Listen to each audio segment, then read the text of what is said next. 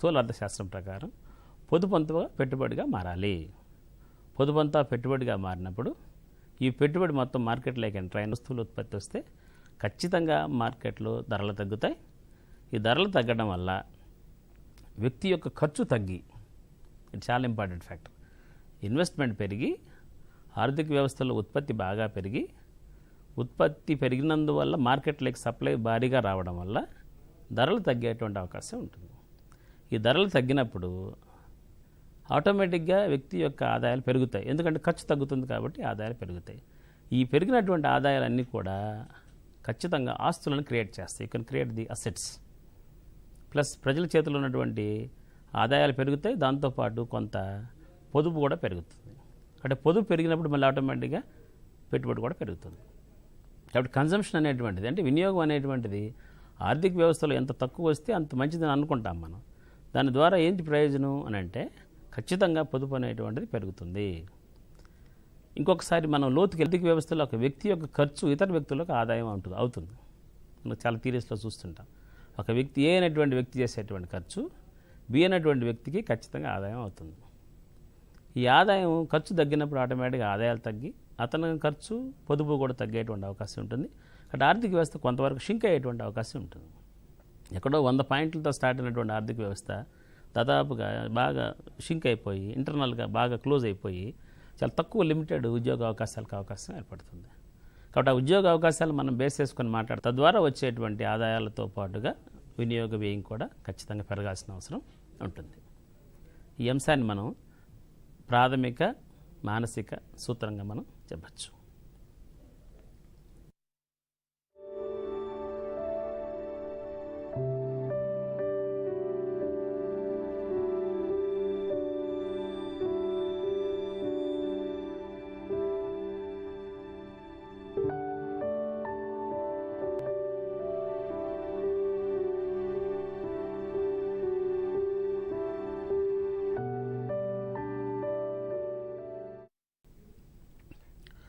ఇదే సూత్రాన్ని మనం కన్జంప్షన్ ఫంక్షన్లో ఉన్నటువంటి కాన్సెప్ట్స్ కొన్ని ఉన్నాయి, కొన్ని భావనలు.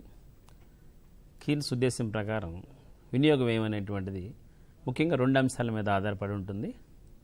ఒకటి సగటు వినియోగ ప్రవృత్తి అంటాం, యావరేజ్ ప్రాపెన్సిటీ టు కన్జ్యూమ్, ఏపీసీ. రెండవది ఉపాంత వినియోగ ప్రవృత్తి, ఎంపీసీ అంటాం, మార్జినల్ ప్రాపెన్సిటీ టు కన్జ్యూమ్.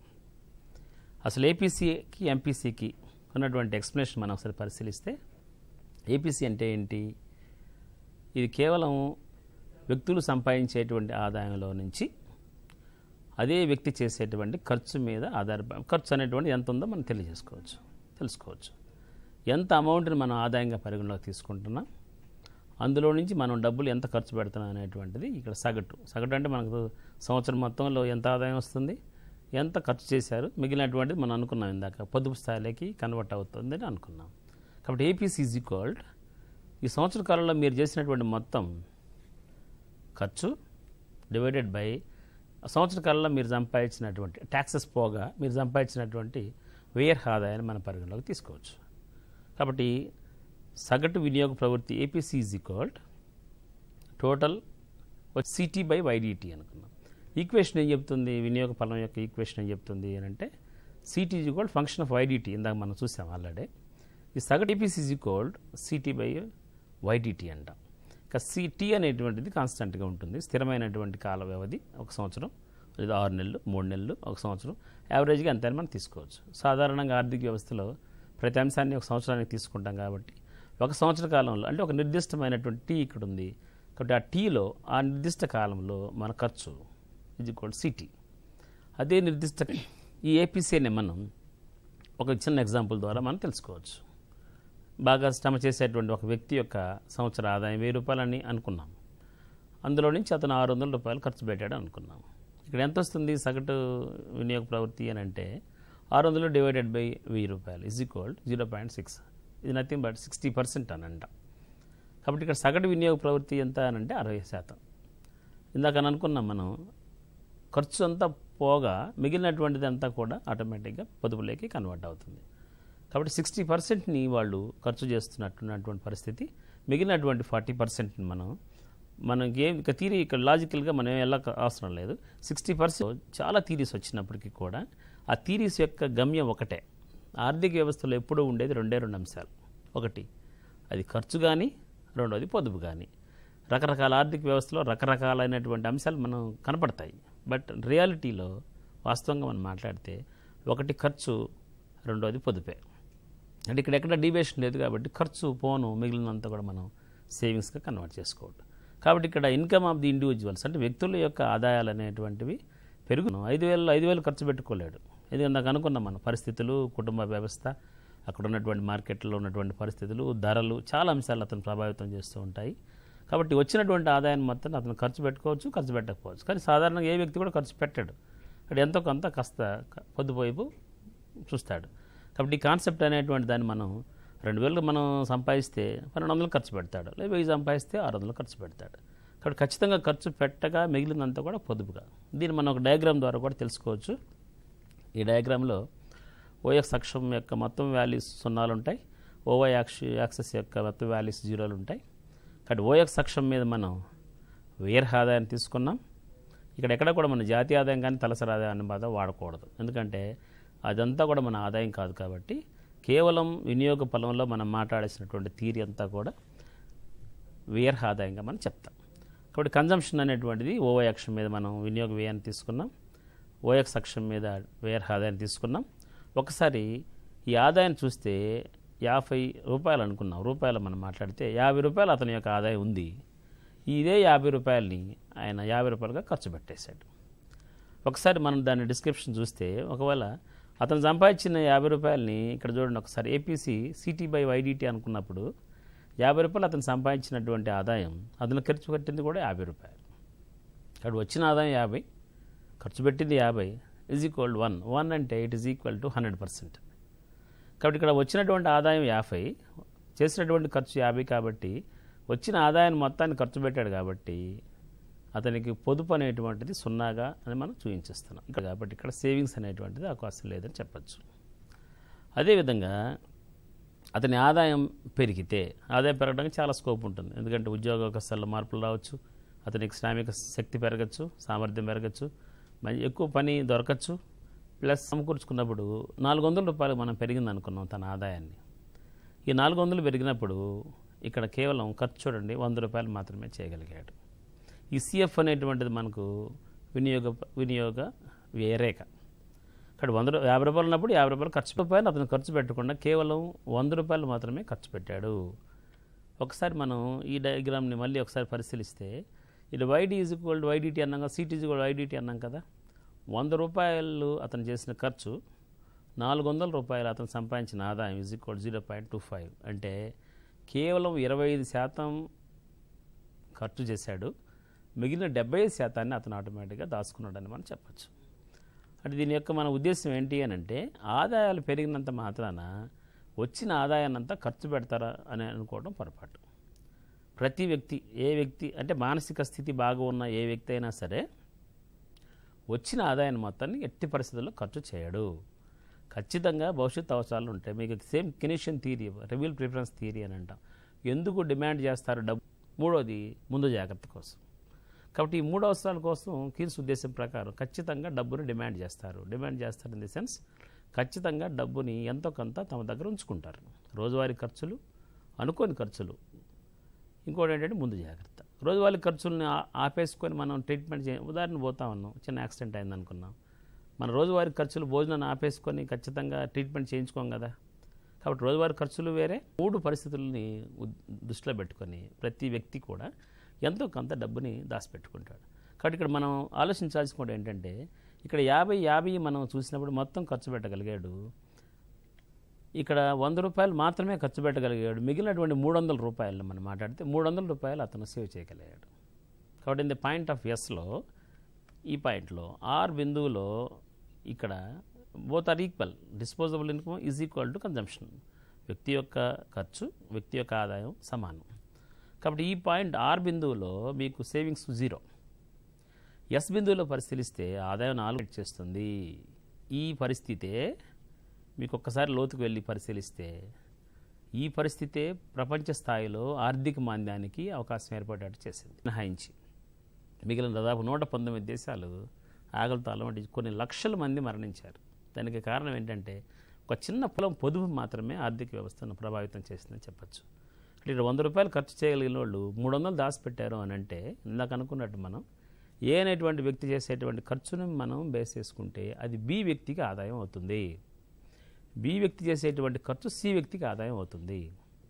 ఎక్కడైనా ఖర్చులు తగ్గితే దాని ప్రభావం ఆర్థిక వ్యవస్థ మీద విపరీతంగా పడుతుంది. ఎందుకంటే మనం 100 పెడతారు, 20 రూపాయలు దాచిపెట్టుకుంటాడు. ఆ 25 సికి ఆదాయం అవుతుంది. సి 15 రూపాయలు ఖర్చు పెడతారు, 10 రూపాయలు దాచుకుంటాడు. అట్లా ఆర్థిక వ్యవస్థ ఏమవుతుందంటే 0కి వచ్చేస్తుంది, 0కి వచ్చేస్తుంది. 100 ఉన్నది 50 పక్కకి వెళ్ళిపోయింది, 50 నుంచి 25 పక్కకి వెళ్ళిపోయింది. అటువంటి పొదుపంతా పెట్టుబడిగా మారితే హ్యాపీనే, ఆర్థిక వ్యవస్థ హ్యాపీగా ఉంటుంది. ఈ పొదుపంతా కూడా ఎక్కడైతే అన్ప్రొడక్టివ్ అంటాం, ఆర్థిక వ్యవస్థకు ఉపయోగపడేటట్టుగా మనం చేయగలిగితే హ్యాపీనే. ఇక్కడ 100 రూపాయలు ఖర్చు చేసి 300 రూపాయలు దాచిపెట్టారంటే ఇది ఖచ్చితంగా ఆర్థిక వ్యవస్థను ప్రభావితం చేస్తుంది అని మనం గుర్తెట్టుకోవాలి. కాబట్టి మొత్తం ఆదాయంలో 25% ఖర్చు చేయగలిగాడు, మిగిలిన 70% సేవ్ చేశాడు. దాన్ని వస్తువుల మీద, సేవల మీద ఖర్చు పెట్టడం జరిగింది. కాబట్టి ఇక్కడ మనం మాట్లాడాల్సింది ఏంటంటే మొత్తం ఆదాయం 100% అని అనుకుంటే that's what we called as 1. ఇందులో మీకు సిఎస్ అనుకున్నాం. మళ్ళీ చెప్తున్నాను నేను మా ఎకనామిక్ స్టూడెంట్స్ అందరికీ కూడా ఆర్థిక వ్యవస్థలో 2 అంశాలు మాత్రమే ఉంటాయి, నిక్కచ్చిగా చెప్తున్నాం. ఒకటి either it may be consumption or either it may be savings. మీరు బాగా డబ్బులు ఖర్చు పెట్టి కొన్నారనుకోండి, అది ఖర్చు. బాండ్ల రూపంలో బ్యాంకులో డిపాజిట్ చేశారనుకోండి, సేవింగే. రకరకాల ఆర్థిక వ్యవస్థలు రకరకాల పరిస్థితులు మీకు కనపడతాయి, కానీ బేసిక్ థింగ్స్ మాత్రం 2 either it may be consumption or savings. అందువల్ల మనం థియరీలు కూడా చెప్తున్నాం. ఒకటనేటువంటిది ఆదాయం మొత్తం అని అనుకుంటే, మనం వ్యయ ఆదాయం అనుకుంటే ఇది ఖచ్చితంగా either it may be concern to the consumption or savings. సగటు వినియోగ ప్రవృత్తి అయి ఉండాలా, లేదా సగటు పొదుపు ప్రవృత్తి అయి ఉండాలా. అంటే కన్జంప్షన్ అన్న అయి ఉండాలా, సేవింగ్స్ అన్న అయి ఉండాలి. అందులో మన బేసిక్ సి కానీ ఎస్ కానీ అయి ఉండాలి. కాబట్టి దాన్ని సింపుల్గా చెప్పాలంటే కీన్స్ ప్రకారం C+S=1 అంట. C+S=1 లేదా S+C=1 అంటే మీరు చేసిన పొదుపు, మీరు చేసేటువంటి ఖర్చు 2 కూడా మీ ఆదాయం తీసేస్తే మనకు వచ్చేస్తుంది.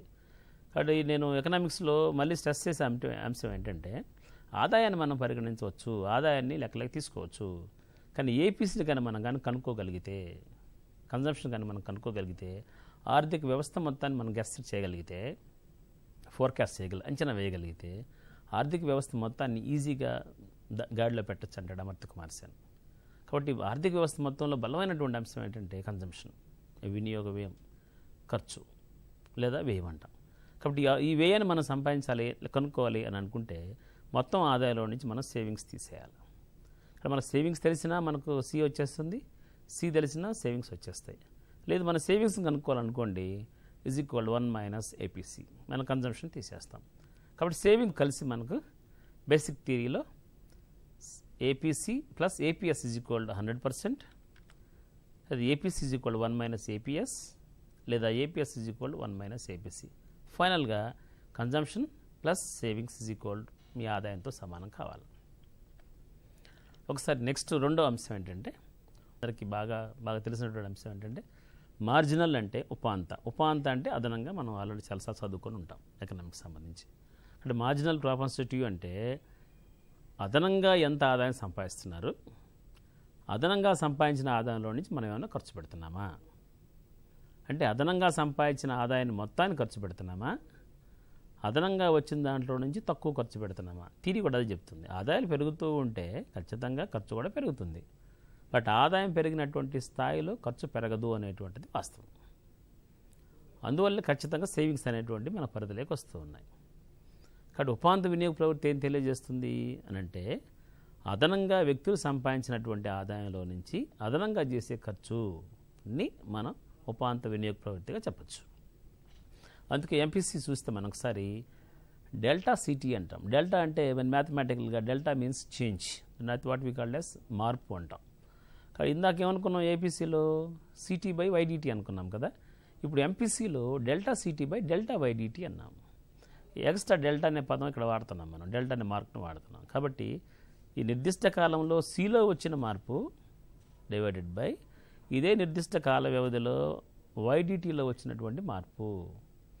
అంటే వినియోగంలో వచ్చినటువంటి మార్పు డివైడెడ్ బై వ్యయ ఆదాయంలో వచ్చినటువంటి మార్పుని మనం తీసుకుంటాం. దాన్ని కింద ద డిస్పోజబుల్ ఇన్కమ్ ఇంక్రీజెస్. ఇది నేను ఇప్పుడే చెప్పాను, మళ్ళీ చెప్తున్నాను. వ్యయ ఆదాయం పెరుగుతుంది అదనంగా. ఈ వ్యయ ఆదాయం అదనంగా పెరిగినందువల్ల ఇందులో వచ్చినటువంటి అదనపు ఆదాయాన్ని మొత్తం ఖర్చు పెడతాడా లేదా కొంతమేర ఖర్చు పెట్టి కొంత పొదుపు చేస్తాడనేటువంటి తెలియజేసేదే ఉపాంత వినియోగ ప్రవృత్తి. కాబట్టి ఇక్కడ డెల్టా సిటీ బై డెల్టా వైటీటీ. ఒకసారి మనం ఈక్వేషన్ మళ్ళీ చూస్తే ఇందాక ఏపీసీ అనుకున్నాం, ఏపీఎస్ అనుకున్నాం. ఇప్పుడు MPC plus MPS is equal 1 nothing but 100% of income. ఇక్కడ కూడా మీకు ఉపాంత వినియోగ ప్రవృత్తి, ఉపాంత పొదుపు ప్రవృత్తి రెండు కూడా సమానమైతే మీ ఆదాయానికి సమానం కావాలి. ఒక చిన్న బెస్ట్ ఎగ్జాంపుల్ మనం మాట్లాడచ్చు. 100% ఆదాయంలో నుంచి మనం 20% ఖర్చు పెడితే 80% పొదుపు, లేదు 80% మనం ఖర్చు పెడితే 20% పొదుపు.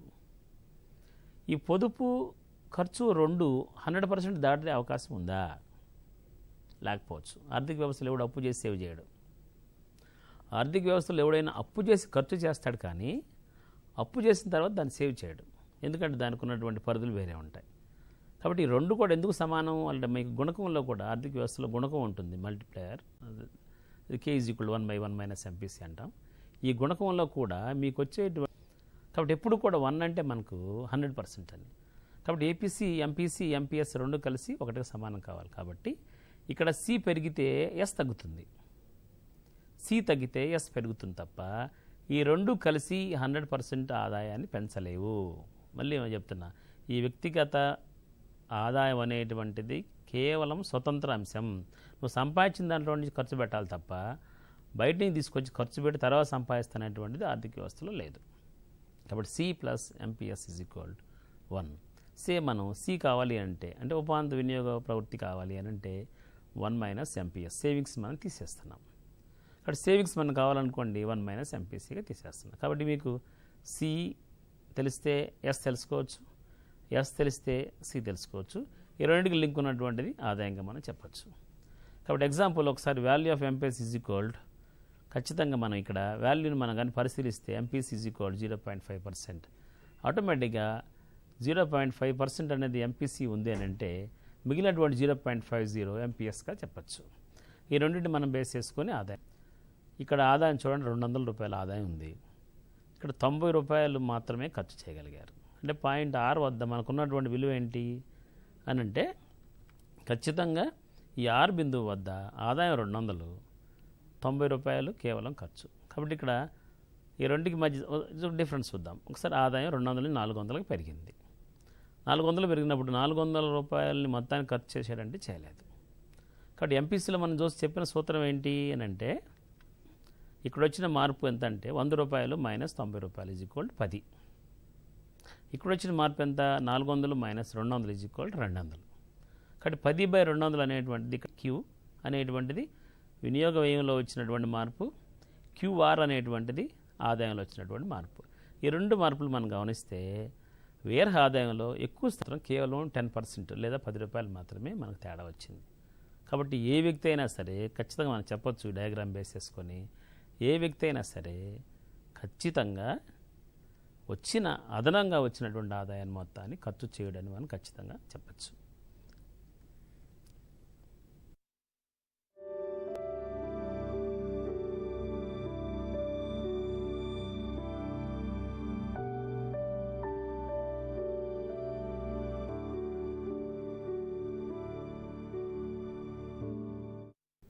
దీన్ని వినియోగ వ్యయాన్ని ప్రభావితం చేసే అంశాలు కొన్ని ఉన్నాయి ఆర్థిక వ్యవస్థలో. దాన్ని మనం డిటర్మినెంట్స్ ఆఫ్ కన్జంప్షన్ అంటాము. ఇది వ్యక్తుల యొక్క వ్యయాన్ని పరిగణలోకి తీసుకోలేం. ఈ ఆదాయాన్ని ప్రభావితం చేసే అంశాలని మనం బేసిక్గా 2 రకాలుగా విభజించవచ్చు. సబ్జెక్టివ్ ఫ్యాక్టర్స్, ఆబ్జెక్టివ్ ఫ్యాక్టర్స్ అంటాం. సబ్జెక్టివ్ ఫ్యాక్టర్స్ అంటే తెలుగులో ఆత్మీయ శ్రేయాంశాలు అంటాం. అంటే ఒక వ్యక్తి తన ఆదాయాన్ని ఎట్లా అతను సంపాదించుకోగలగడో అతను చేయగలిగే ఖర్చు కూడా అతని చేతుల్లోనే ఉంటుంది. అంటే వ్యక్తిగత అంశాలను పరిగణలోకి తీసుకుంటే ఖర్చు పెట్టడానికి వ్యక్తిగత అంశాలను కాబట్టి వినియోగదారుని చేతుల్లో ఉండి అతను మాత్రమే చేయగలిగేటువంటివి ఆత్మీయ అంశాలు. వినియోగదారుని చేతిలో లేకుండా ఇతర అంశాలను మనం పరాశ్రయ అంశాలు అంటాం. మరి ఏంటి ఏ అంశాలు ఇక్కడ పరిగణలో యొక్క స్థితిగతులు, మానసిక స్థితి అందరూ కూడా మనం చాలా సెట్రస్ పెరిపస్ అంటాం. ఇతర పరిస్థితులు మారినంత వరకు అని అనుకున్నప్పుడు ఇతర పరిస్థితుల యొక్క స్థితిగతులు మానసిక స్థితి సక్రంగా ఉండాలి. ఖర్చు పెట్టే ప్రతి పైసా ద్వారా ఎంతో కొంత ప్రయోజనాన్ని అతను చేకూర్చేటట్టుగా చూసుకోవాలి. కాబట్టి ఖచ్చితంగా కన్జ్యూమర్ బిహేవియర్ని మనం బేస్ చేసుకోవచ్చు. అంతేకాకుండా ఇండివిజువల్ చేసేటువంటి ఈ ఆదాయంలో నుంచి ఖచ్చితంగా ప్రతి వ్యక్తి కోరుకునేటువంటిది ఏంటంటే ప్రస్తుతం మనం తక్కువగా ఖర్చు పెట్టుకొని భవిష్యత్తులో ఎక్కువ ఖర్చు పెట్టుకోవచ్చు అనే అంశాన్ని కూడా పరిగణలో తీసుకుంటారు. ప్రత్యేకించి గ్రామీణ ప్రాంతాల్లో చాలా ప్రాంతాల్లో కూడా అన్ని స్టేటస్ అంటాం. ఎందుకు మనం పెద్దగా చదువుకోకపోయినా గ్రామీణ ప్రాంతాల్లో పెద్ద వ్యక్తులను గౌరవిస్తూ ఉంటే అతనికి ఉన్నటువంటి సోషల్ స్టేటస్, సాంఘిక భద్రత కానివ్వండి, సాంఘిక ఖర్చు చేసుకోవచ్చు, ఎప్పుడైనా ఖర్చు చేసుకోవచ్చు, ఎంతైనా ఖర్చు చేసుకునేటువంటి అంశం ఆర్థిక వ్యవస్థలో ఉంది. కాబట్టి అతను ఏం చేస్తారంటే ఖచ్చితంగా ఈ అసెట్స్ మొత్తాన్ని ఫార్వర్డ్ చేసి కొంత తయారు చేసి ఏంటంటే ఆస్తులను కూడగట్టి it forward to next generation, forthcoming generation. ఇప్పుడు తల్లిదండ్రులు ఎవరైనా సాధారణంగా ఏమంటారు, మీ అమ్మ మీ నాన్న మీకేమి ఇచ్చారని అంటారు. ఇక్కడ ఏమవుతుంది, తక్కువ ఖర్చు పెట్టుకున్నారు కాబట్టి ఎక్కువ ఆస్తులు సంపాదించగలిగారు. దాని ద్వారా కొంత ఆస్తులు నెక్స్ట్ తరానికి కొంత ఆస్తులు వాళ్ళు ఖచ్చితంగా వారసత్వంగా ఇచ్చేటువంటి అవకాశం ఉంది. దాని ద్వారా కొంత ఖర్చు తగ్గించుకొని ఆస్తులను పెంచి నెక్స్ట్ తరానికి అందించవచ్చు. ఇప్పుడు అనుకున్నాం మనం ఖచ్చితంగా సోషల్ స్టేటస్ ప్రస్తుతం తగ్గించుకున్న తర్వాత భవిష్యత్తులో లగ్జరీస్ గూడ్స్ అని అంటాం, వెబ్లిన్ గూడ్స్ అని అంటాం. ఎక్కువ హోదాని పెంచగలిగేటువంటి కార్లు కానివ్వండి, బిల్డింగ్స్ కానివ్వండి, పొలాలు కానివ్వండి, ఇవన్నీ కూడా ఇవేమనేటువంటిది ఖచ్చితంగా మారుతూ ఉంటుంది. మనకు అన్ఎంప్లాయ్మెంట్ అనేటువంటి మేజర్ ఫ్యాక్టర్, ఇది చాలా ఎక్కువ ప్రభావాన్ని ఆర్థిక వ్యవస్థలో చూపిస్తూ ఉంటుంది. అన్ఎంప్లాయ్మెంట్ నిరుద్యోగం అనుకున్నాం, నిరుద్యోగం కాబట్టి వ్యక్తులకి ఆస్తులు ఉండవు, జీతాలు మొత్తం వాళ్ళు వచ్చినటువంటి రోజువారీ జీవితానికి మాత్రమే సరిపోతాయి తప్ప కన్జంప్షన్ ఇవన్నీ కూడా వాళ్ళు ఆలోచించరు. కన్జంప్షను, పొదుపు, పెట్టుబడులు ఇవన్నీ వాళ్ళు ఆలోచించరు. వాళ్ళకి వచ్చినటువంటి ఆ ఉన్న జీతాన్ని వాళ్ళ సర్వైవల్ కావడానికి మాత్రమే ఉపయోగిస్తారని మనం అనుకోవచ్చు. అనారోగ్యం ఒకటి ఉంటుంది, అనారోగ్యం వలన కూడా ఈ అనారోగ్యం వలన నిరుద్యోగం ఏర్పడచ్చు. ఈ రెండు కూడా లింక్ అవుతాయి. ఎక్కువ ఆరోగ్యవంతులు ఎవరైతే ఉన్నారో వాళ్ళు ఎక్కువ పని చేస్తారు, overtime or over duty అని అంటాం.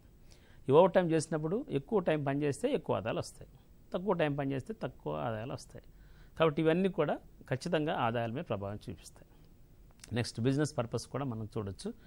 బిజినెస్ పర్పస్ ఇప్పుడు చాలా తక్కువగా ఖర్చు పెట్టుకున్నాం అనుకోండి, భవిష్యత్తులో అనుకోవడం కూడా ఒక కాన్సెప్ట్గా మనం చెప్పచ్చు. కాబట్టి బేసిక్గా సబ్జెక్టివ్ ఫ్యాక్టర్స్ అని అంటే ఆత్మీయాశ్రయ అంశాలు అంటాం, మన పరిధిలో ఉండి మనం చేయగలిగేటువంటి అంశాలు. బట్ ఆబ్జెక్టివ్ ఫ్యాక్టర్స్ అన్నీ కూడా మన చేతుల్లో లేనటువంటి మనం చెప్పచ్చు. వీటిని పరాశ్రయ అంశాలు అంటారు. మన పరిధిలో లేనటువంటి, మన చేతుల్లో లేనటువంటి, ప్లస్ వాటి వల్ల మనం ప్రభావితం అవుతాం కూడా. ఉదాహరణకు మనం ఫస్ట్ వేజ్ రేట్ అనుకున్నాం, వేతన స్థాయి అనుకున్నాం. ఇలా ఆర్థర్ చర్చాడ్ పిగు అని ఒక ఎకానమిస్ట్ అంటాడు, ఎస్సీ పిగు, వేజ్ రేట్ కానీ డిక్రీజ్ అయితే అంటే కూలీ కానీ వేతనాలు కానీ తగ్గితే సిరీలో ఇప్పుడు as per the analysis of S C Pigou the wage rate is decreases. అంటే ఎప్పుడైతే వేతన రేటు తగ్గుతుందో దాని ద్వారా వ్యక్తుల యొక్క కెపాసిటీ ఆఫ్ పర్చేసింగ్, తెలుగులో కొనుగోలు శక్తి అంట, ఈ కొనుగోలు శక్తి తగ్గడం వల్ల, కొనేటువంటి వ్యక్తులు తగ్గడం వల్ల ఆటోమేటిక్గా ధరలు కంట్రోల్ అయిపోతాయి. ధరలు కంట్రోల్ అయినప్పుడు ఖచ్చితంగా ప్రజల చేతుల్లో ఉన్నటువంటి డబ్బుకి విలువ పెరుగుతుంది. మనం చాలామంది చూస్తూ ఉంటారు, ఒకప్పట్లో ఇక్కడి నుంచి బిహెచ్ఎల్ సెంట్రల్ యూనివర్సిటీకి వెళ్ళాలంటే 10 రూపాయలు, ఇప్పుడు 30 రూపాయలు. అంటే 10 ప్లేస్లో మనం 30 పెడుతున్నాం అంటే అర్థం ఏంటి అని అంటే ధరలు పెరిగాయని కాదు మనం అనుకోవాల్సింది, డబ్బు యొక్క విలువ పడిపోయిందని చెప్పాలి.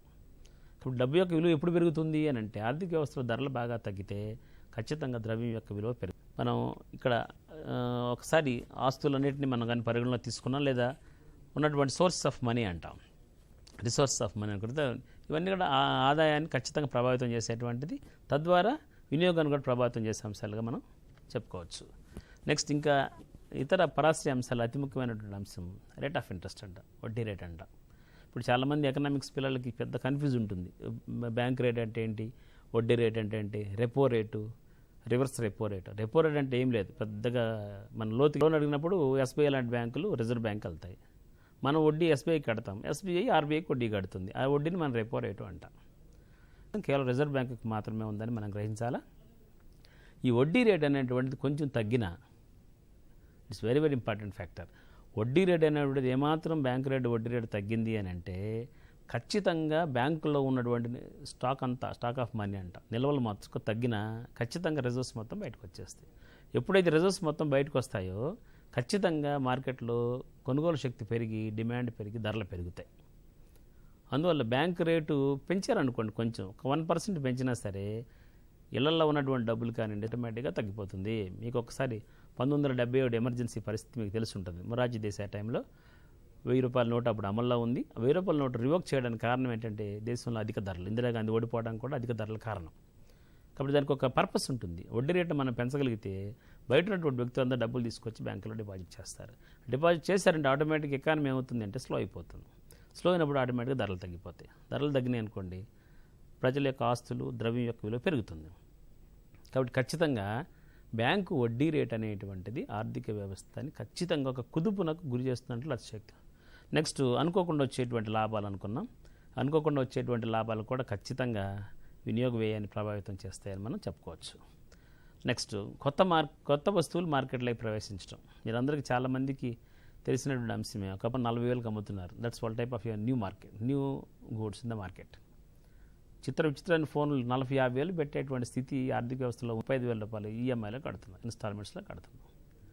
ఇవన్నీ మనం ఎందుకు మాట్లాడుతున్నాము అని అంటే మార్కెట్లోకి కొత్త వస్తువు వచ్చిందనుకోండి, ఇక్కడ కన్జంప్షన్ లేదు, సేవింగ్స్ లేదు, అలవాట్లు లేదు, ఏముండదు. మార్కెట్ మొత్తం ఆ పక్కన ఉంటుంది. వేలం వెర్రిగా వెళ్ళిపోయి వస్తువులను కొనుగోలు చేస్తాం. నిజంగా ఆ వస్తువు వల్ల ప్రయోజనం ఉందా అని అంటే ఉండొచ్చు, ఉండకపోవచ్చు. సాధారణంగా ఇప్పుడు వచ్చే వస్తువుల ద్వారా దేని ద్వారా కూడా మనం ఆశించిన ప్రయోజనం లేకపోవచ్చు. కానీ సైకలాజికల్గా ఏమవుద్ది, కొత్త వస్తువు వచ్చింది, మనం కొనాలి. చాలామందికి కార్లు మార్చే అలవాటు ఉంటుంది, బైకులు మార్చే అలవాటు ఉంటుంది, సెల్ ఫోన్ మార్చే అవకాశం ఉంటుంది. అవన్నీ కూడా ఎందుకు వస్తాయి ఇవన్నీ మార్కెట్లోకి అని అంటే కొత్త వస్తువు మార్కెట్లోకి వస్తే వాళ్ళు కొనుగోలు చేస్తారు. ఇక్కడ ఎటువంటి థీరీసు, సిద్ధాంతాలు ఏమీ పనిచేయవు, ఇవన్నీ పక్కన పెట్టేస్తారు.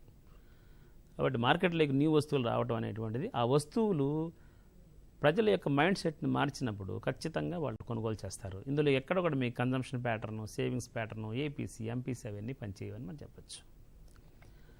Next fashions and social status అనుకున్నాం మనం. చాలామంది పల్లెటూరులో పెద్ద కారు కొన్నారనుకోండి, అతనికి యాక్చువల్గా కారు అవసరం ఉండదు, కానీ ఒక బిఎండబ్ల్యూ, ఒక బెంజ్ కారు కొన్నారనుకోండి, దానివల్ల ప్రయోజనం లేదు, కానీ they feel like a social status. అట్టేటప్పుడు మీకు ఇక్కడ కన్జంప్షను, సేవింగ్స్ ఇదంతా వాళ్ళకి అనవసరమైనటువంటి అంశం. ఇంకొకటి మనం గట్టిగా మాట్లాడాల్సింది ఏంటంటే ఫ్యాషన్స్ అనుకున్నాం. ఒక వస్తువు మీకు నచ్చింది అనుకోండి, దానివల్ల ప్రయోజనం ఉందా లేదో కూడా మనం చూడం. కొన్నిసార్లు పూర్తిగా పడిపోతుంది. ఈ పడిపోయిన తర్వాత కూడా అదంతా కూడా పొదుపుగా మారుతుందని మనం అనుకోవడానికి అవకాశం లేదు. కాబట్టి ఫ్యాషన్ వల్ల ఇదంతా కూడా చాలా తక్కువ టైంలో జరగదనేటువంటిది కీన్స్ ఉద్దేశం. It is taking to some time.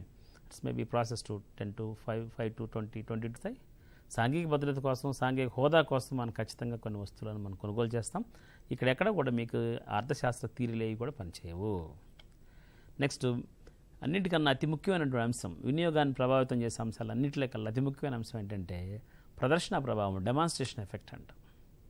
ఎక్కువగా గ్రామీణ ప్రాంతాల్లో మనకు కనబడుతూ ఉంటుంది. మన ఇంట్లో చిన్న టీవీ ఉంది, పక్క ఇంట్లో పెద్ద టీవీ ఉంది.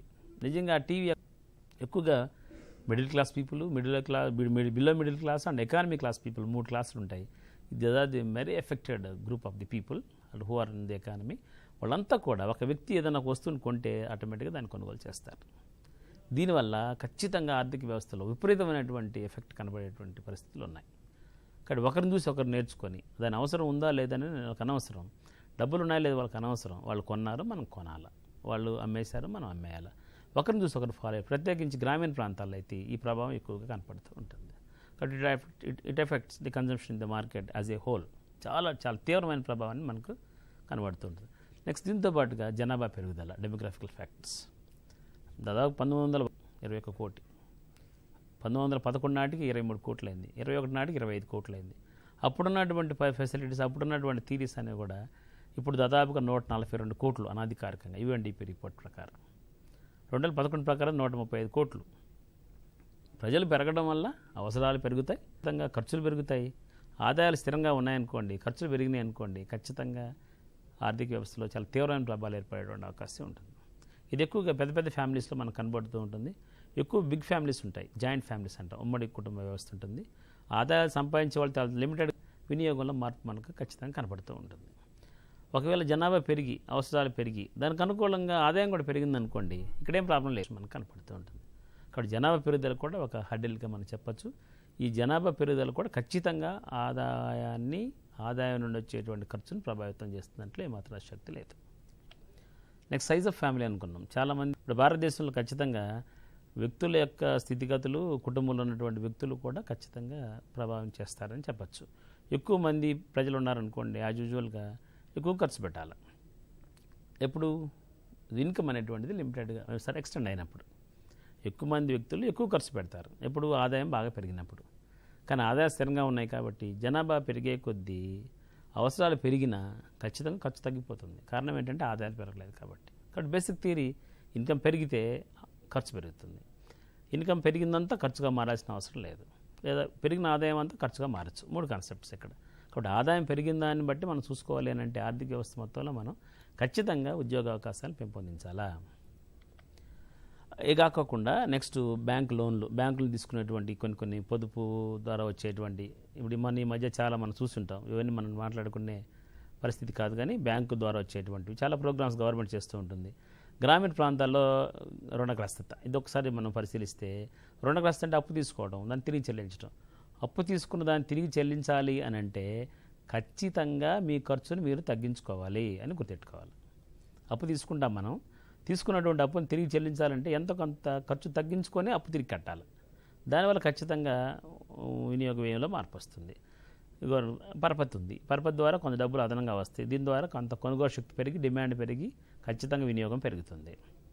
సేల్స్ ఎఫెక్ట్ వినియోగాన్ని ప్రభావితం చేస్తారు. వినియోగదారుని అభిరుచులు అలవాట్లు కూడా ఖచ్చితంగా ప్రభావం చూపిస్తూ ఉంటాయి. కనుక మైగ్రేషన్ ఇతర ప్రాంతాల నుంచి వచ్చేటువంటి వ్యక్తులు కూడా ఖచ్చితంగా ప్రభావాన్ని చూపిస్తారు. ఇప్పుడు సిటీ లాంటి ప్రాంతాలు అనుకోండి, ప్రాంతాల్లో ఉన్నటువంటి వ్యక్తులు అందరూ హైదరాబాద్ పీపుల్ కాదు, అంతా migrated from the rural areas, like చిన్న పట్టణాల నుంచి చిన్న మండలాల నుంచి ఊర్ల నుంచి వచ్చినటువంటి వాళ్ళు. కాబట్టి వీళ్ళందరూ రావడం వల్ల కొంత ఫ్లోటింగ్ పెరుగుతుంది. ఫ్లోటింగ్ పెరిగి ఖచ్చితంగా కన్జంప్షన్ పెరిగేటువంటి అవకాశం, తద్వారా ధరలు పెరిగేటువంటి అవకాశం కూడా ఉంటుంది. నెక్స్ట్ అన్ఎక్స్పెక్టెడ్ ప్రాఫిట్స్, అనుకోకుండా వచ్చేటువంటి లాభాలు కూడా ఖచ్చితంగా, మళ్ళీ చెప్తున్నాను నేను, అనుకోకుండా వచ్చేటువంటి లాభాలు ఇవన్నీ కూడా షార్ట్ టర్మ్లో వీలు కావు, స్వల్పకాలంలో వినియోగాన్ని ప్రభావితం చేయలేవు.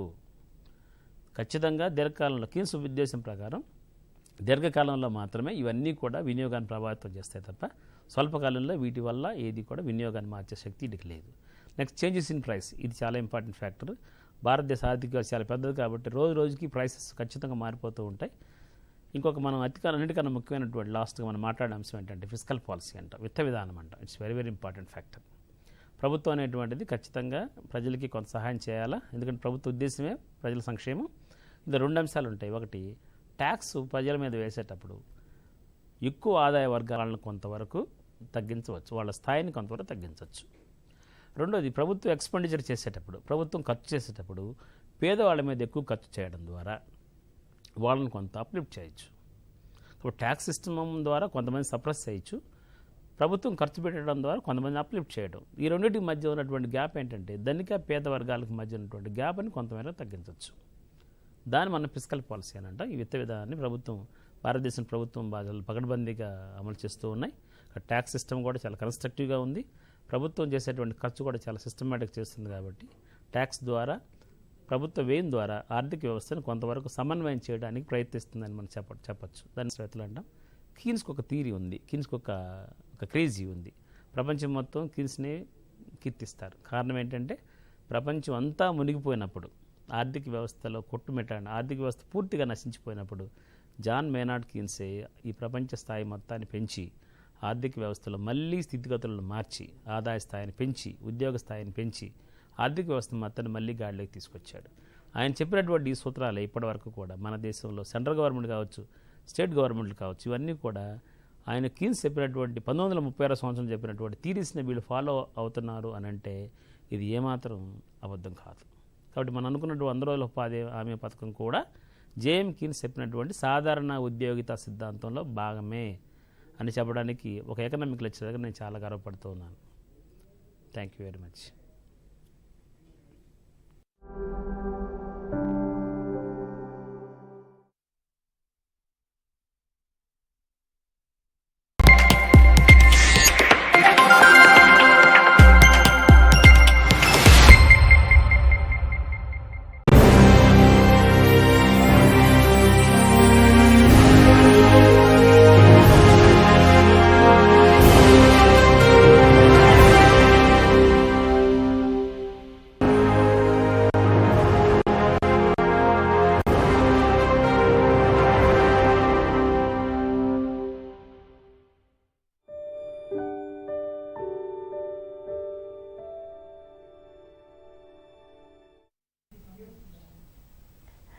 Hi viewers, warm good day. I am Vijayasri, lecturer in biochemistry working in Government College for Women, Guntur. Today we are going to see a very topic related to health. So when we see these pictures, generally we will get a thought of having a disease called jaundice. Now what is jaundice? Before going to know that, in this lecture we are going to see the objectives like what is the relation between jaundice and heme breakdown, and how many types of jaundice can be majorly divided, and how we can diagnose the jaundice using Vandenberg test. So let's see what is jaundice. General era of eyes that is caused by the high levels of bilirubin accumulation in blood. Now jaundice is not always a disease, because the yellowish nature of the skin or the mucous membrane conjunctiva, it is not always due to the liver failure, but it acts as a sign for that occur in many different diseases. Let's see how it occurs. As we have seen, the yellowish staining is due to bilirubin accumulation. But what is bilirubin? Bilirubin is the product of metabolism in the hemoglobin degradation, etc. But mostly bilirubin is from the hemoglobin. 80% is from hemoglobin, only the rest is from breakdown of heme. The hemolysis and breakdown of heme occurs in reticuloendothelial cells, blood, liver, intestine and kidney. Now what happens in the reticuloendothelial cells? We all know that the lifespan of RBC is only for 120 days. What happens to those RBC after 120 days? They undergo lysis, that we call as hemolysis. This hemolysis, spleen, bone marrow, in those organs the hemolysis occurs.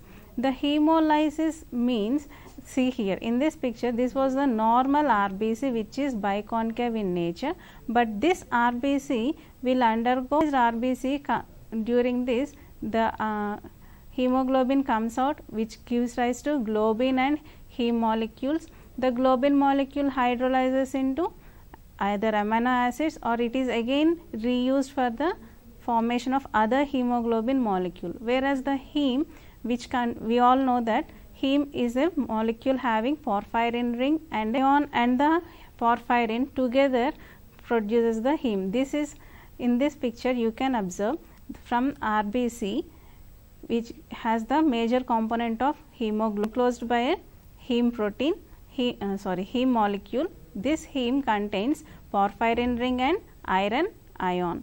So this is undergoing lysis. During its breakdown, we can see the formation of bilirubin by the macrophages or the endothelial cells that involve in the lysis of the macrophage. So they engulf the RBC and involve in the formation of phagolysosome, so that from RBC heme and globin will be dissociated to biliverdin. So along with biliverdin, carbon monoxide will be released. So the ring will be break down to form biliverdin. During biliverdin formation, it is done by the enzyme heme oxygenase. So using enzyme heme oxygenase, heme will be cleaved into porphyrin ring, iron, and the porphyrin ring get converted to biliverdin with the dissociation of carbon monoxide. Now the biliverdin formed will then undergo reduction and form bilirubin, which is unconjugated form. For this, the conversion of biliverdin to bilirubin involves an enzyme called biliverdin reductase. So if we see the heme structure, this heme, which is having tetrapyrrole ring, the cleavage occurs between first and fourth rings, so that it form biliverdin. This biliverdin is in green color.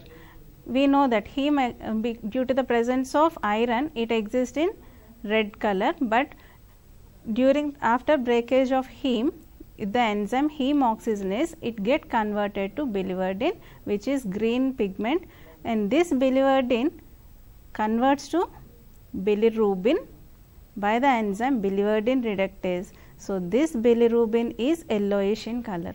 The accumulation of this bilirubin leads to yellowing in the color of our body. But the bilirubin formed here present in reticuloendothelial cells now has to be transported through blood to the liver. So, let us see how it is being transported. Now, what we are discussing is the general mechanism how hemoglobin is getting degraded. So, abnormalities in this metabolism leads to jaundice. So, have a careful look on the metabolism how it is being occurring. So, the bilirubin formed earlier in the cells will being transported to the liver. During its transportation, the means of transport is the blood. So, bilirubin formed earlier is in non-polar in nature, which is insoluble in plasma. So, that bilirubin has to be covalently, non-covalently bound to the albumin, which acts as the means of transport. Albumin when bound to bilirubin, then it is being transported in the blood to the liver and is get carried to the liver.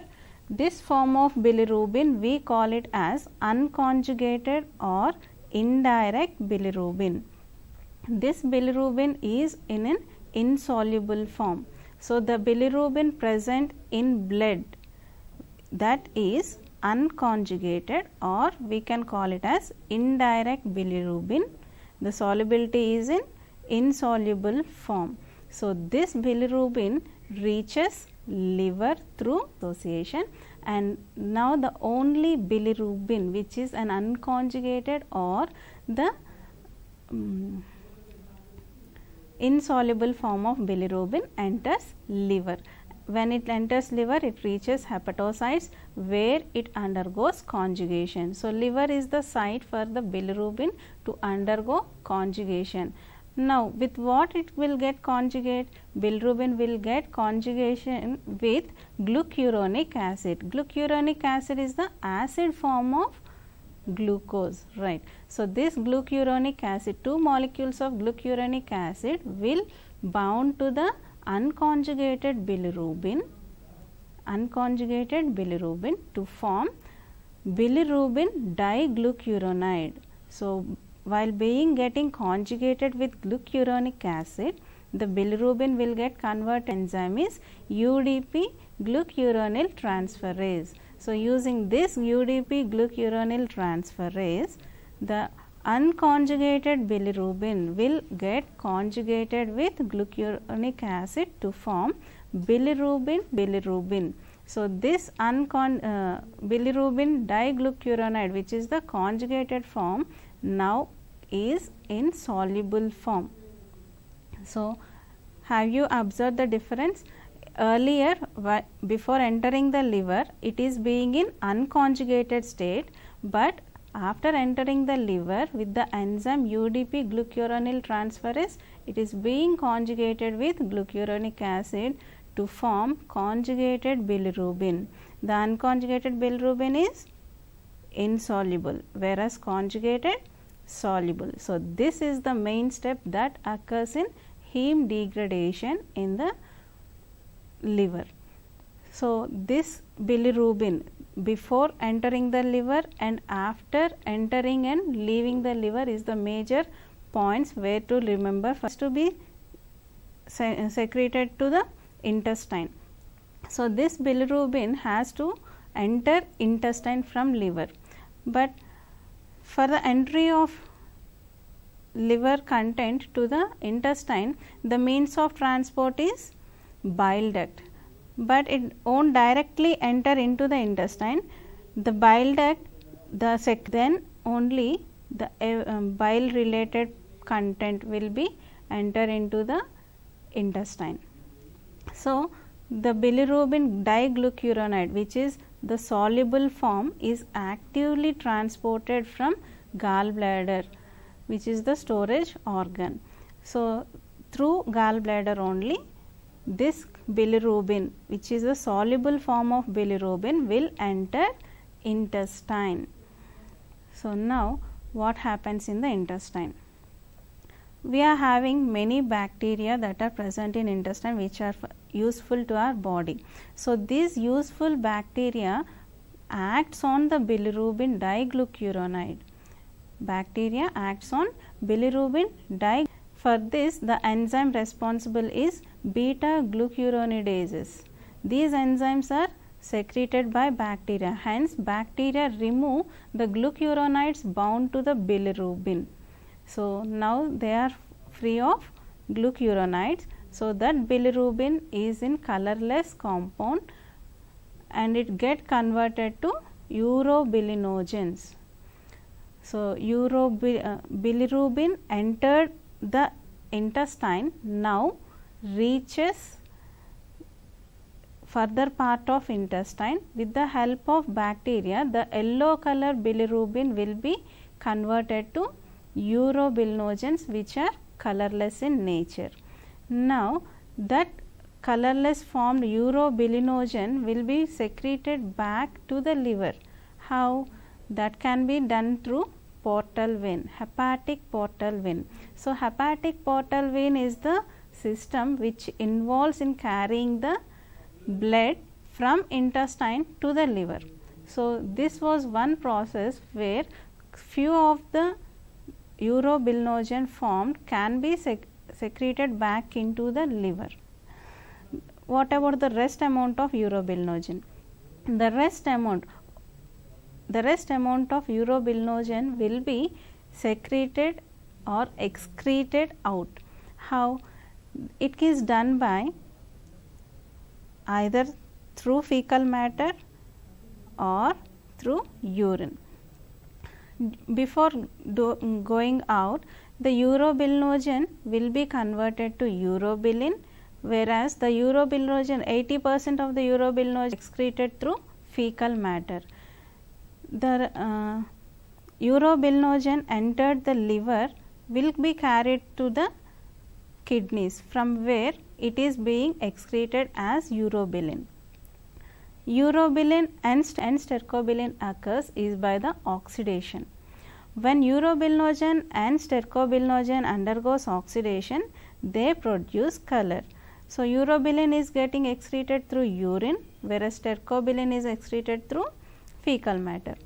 The color of urine and fecal matter is due to these oxidized products of urobilinogen and stercobilinogen. Unconjugated bilirubin enters. It will get bound to the plasma albumin, and this unconjugated bilirubin from blood enters liver, where it undergoes conjugation with glucuronic acid to form conjugated bilirubin, which name is bilirubin gallbladder along with the bile. So, the conjugated or the soluble form of bilirubin, which is bilirubin diglucuronide, now entered small intestine and it is undergoing action with bacterial enzymes to form urobilinogen, which is color. Insoluble form gets solubilized in the liver by combining with glucuronic acid. This soluble bilirubin is also yellow in color.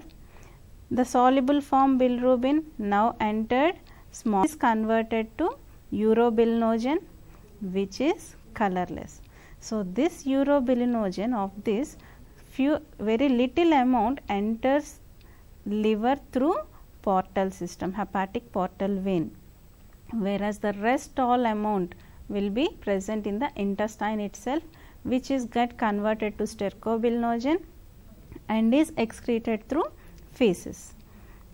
Now, the urobilinogen entered the liver will again enter bloodstream and can be then further goes to kidney, where it get excreted as urobilin. So, the color of fecal matter and urine is due to stercobilinogen. Now, let's review our class. Conjugation of bilirubin occurs in spleen, gallbladder, liver or intestine? Yes, as we have seen earlier, it occurs in liver. Next, conjugation of bilirubin in liver is with which compound? Glucuronic acid, albumin, bile, or none of the above? Conjugation is with Gunter's liver is in which state?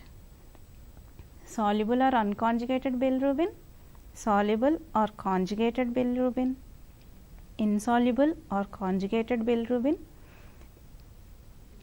insoluble or unconjugated bilirubin. Now the last one, bilirubin that leaves from liver is in which state? Soluble or unconjugated bilirubin, soluble or conjugated bilirubin, insoluble or conjugated bilirubin, insoluble or unconjugated bilirubin. What might be the answer? Bilirubin that leaves from liver.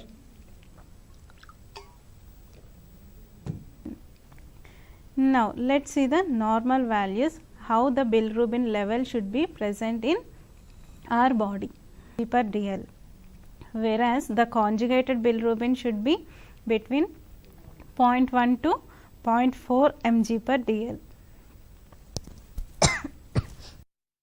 whereas the unconjugated bilirubin should be between, we can identify the color change on our skin, eyes, palate or conjunctiva or sclera in each and every part where it leads to accumulation of this bilirubin. So imagine once what might be the cause for jaundice. We know, we have seen till now, the RBC will undergo hemolysis in spleen, will get bilirubin. That bilirubin will enter liver where it undergoes conjugation. After conjugating with glucuronic acid, it will get leaved from the liver and enter intestine. Now where is the chance for the accumulation, which we saying it as the jaundice, the symptom for jaundice? So where the accumulation of bilirubin can occur? Yes, either before entering the liver or after entering the liver, and finally after leaving the liver. In these three cases there is the chance of obstruction in the heme metabolism, which can leads to jaundice. So based on that, jaundice was classified into three types: hemolytic, hepatocellular, obstructive. Hemolytic means lysis of RBC.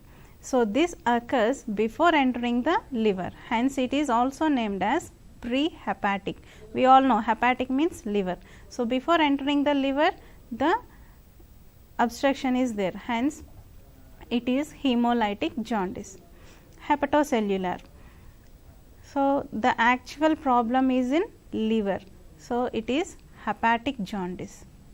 Whereas obstructive jaundice, after leaving the liver there is an obstruction for the accumulation of bilirubin, so it is called post hepatic jaundice. So these three types of jaundice we will see in brief. Hemolytic, we will see excess breakdown of hemoglobin.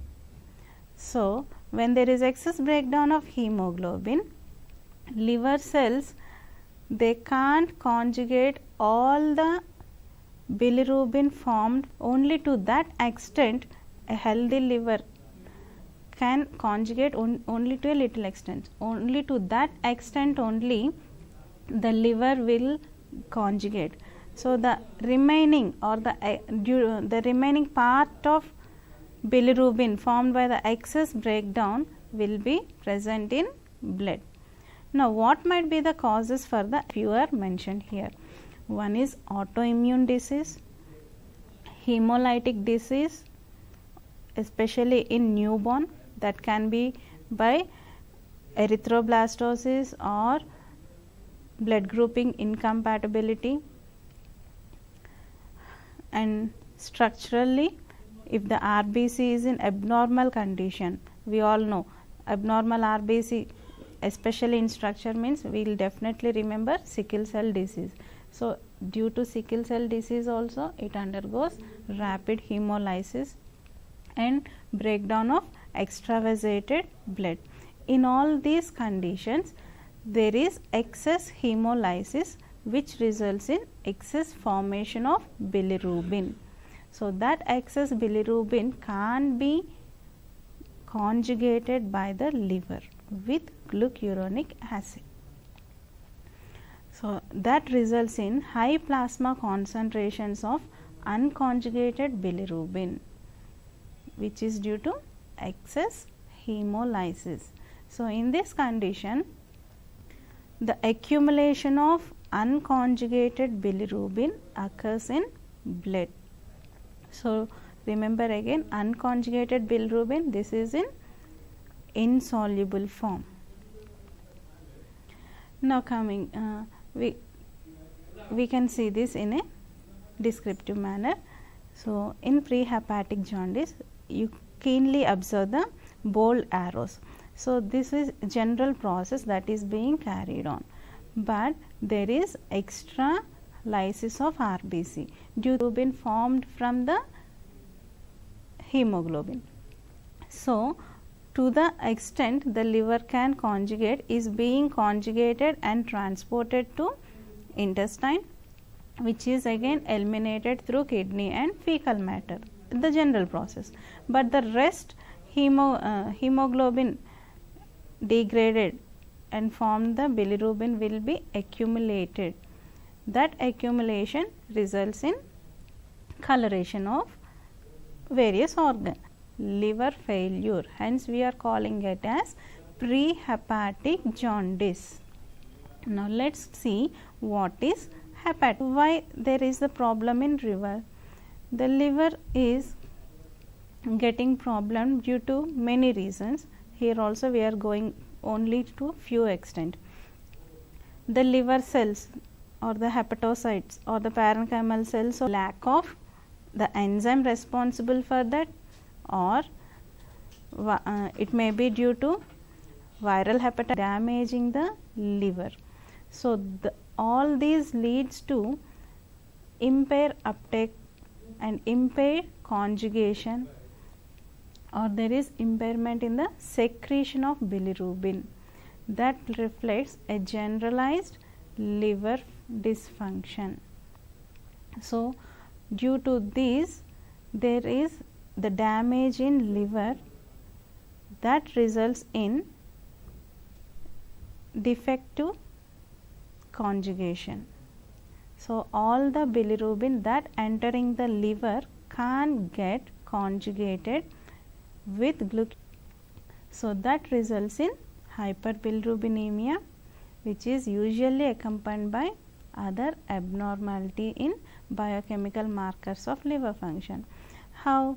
Because if actually there is defect in liver, not only the accumulation of bilirubin but also liver specified enzymes, many enzymes can also be estimated by liver function test. So using those also we can identify whether the liver is actually damaged or not. So let us see the hepatic jaundice in a diagrammatic way. So there is normal lysis of RBC resulting in normal lysis of hemoglobin. So here the bilirubin in liver, so that it can't conjugate entirely, only to the little extent it can conjugate.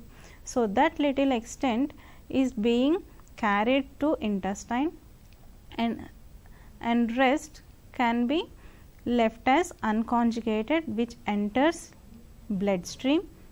And there is also little amount of conjugated bilirubin. As the liver cells are being damaged, not entire conjugated bilirubin will enter intestine. Few of the conjugated bilirubin as well as unconjugated bilirubin in the bloodstream, and only to the little extent will be traveled through intestine and can be eliminated through kidney and fecal matter. In hepatic jaundice, we will definitely see the color change in urine and fecal matter because the liver is being damaged. Now let's go to the third part of jaundice, post-hepatic, which is also called as obstructive. Now as the name indicates, obstructive, there is an obstruction. Where it can be? It can be in the flow of bile due to gallstones or carcinoma at the head of pancreas, or also enlarged lymph glands pressing the bile duct. So when there is obstruction in the bile duct, due to these reasons, the flow of the bilirubin through bile can be obstructed, so that the remaining amount will again enter the blood. When it enters blood, again the blood will contain all the bilirubin which is in soluble form, because obstruction is at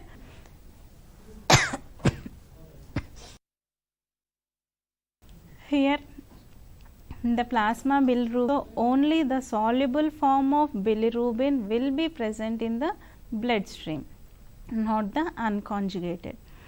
So it can be characterized by the pale colored stools and the dark urine due to more amount of conjugated bilirubin that is being present in liver, which is being excreted through urine. So in complete obstruction, urobilin is absent in the urine. If there is no obstruction, then it will be present. So if we see it in a diagrammatic manner, the RBC lysis will be normal, from where it enters liver, the unconjugated form. The unconjugated bilirubin will be conjugated by the liver. The entire unconjugated bilirubin will be conjugated because liver function is normal. But the obstruction, see here there is an obstruction for the flow of bilirubin or the bile.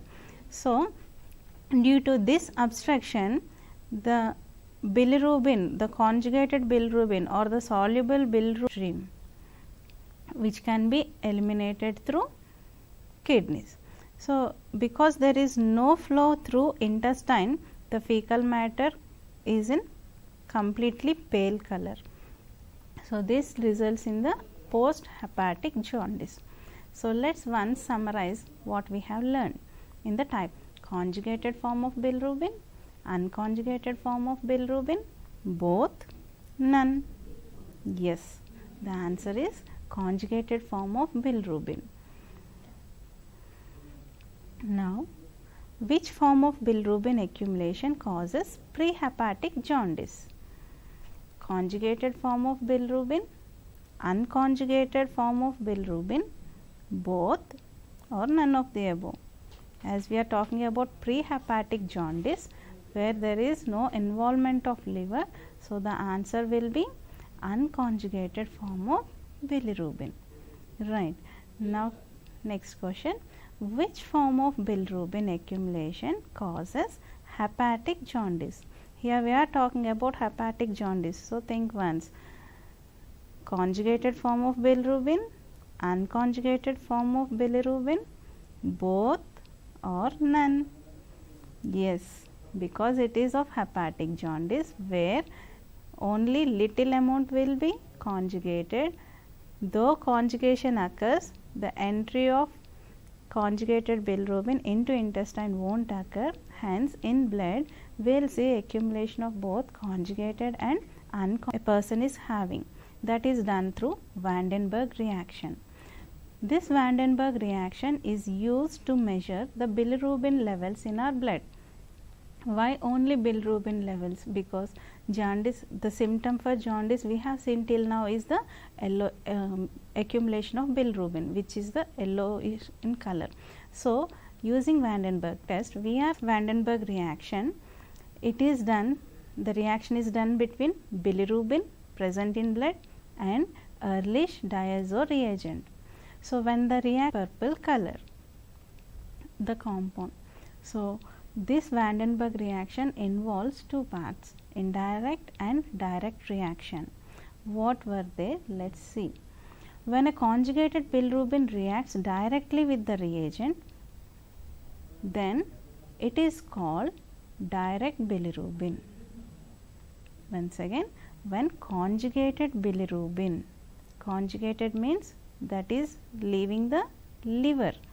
So, the soluble form of bilirubin, when it reacts with diazo reagent, it is called direct bilirubin.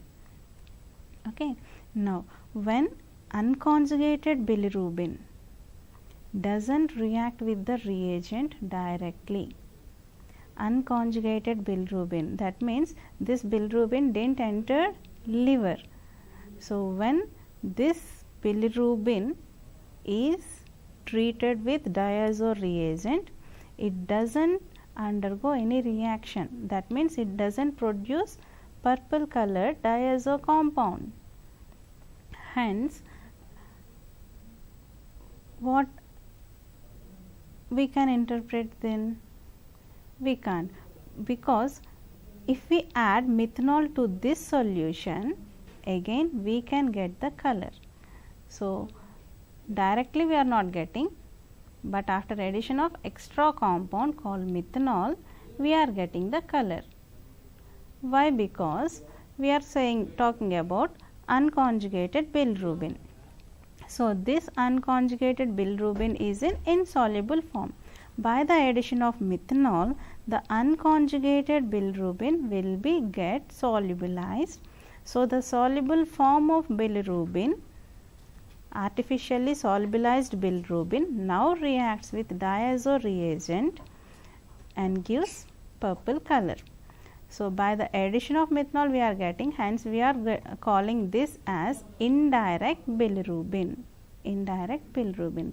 Remember again, conjugated form of bilirubin will get the reaction immediately, whereas unconjugated bilirubin, it undergoes reaction only after the addition of methanol.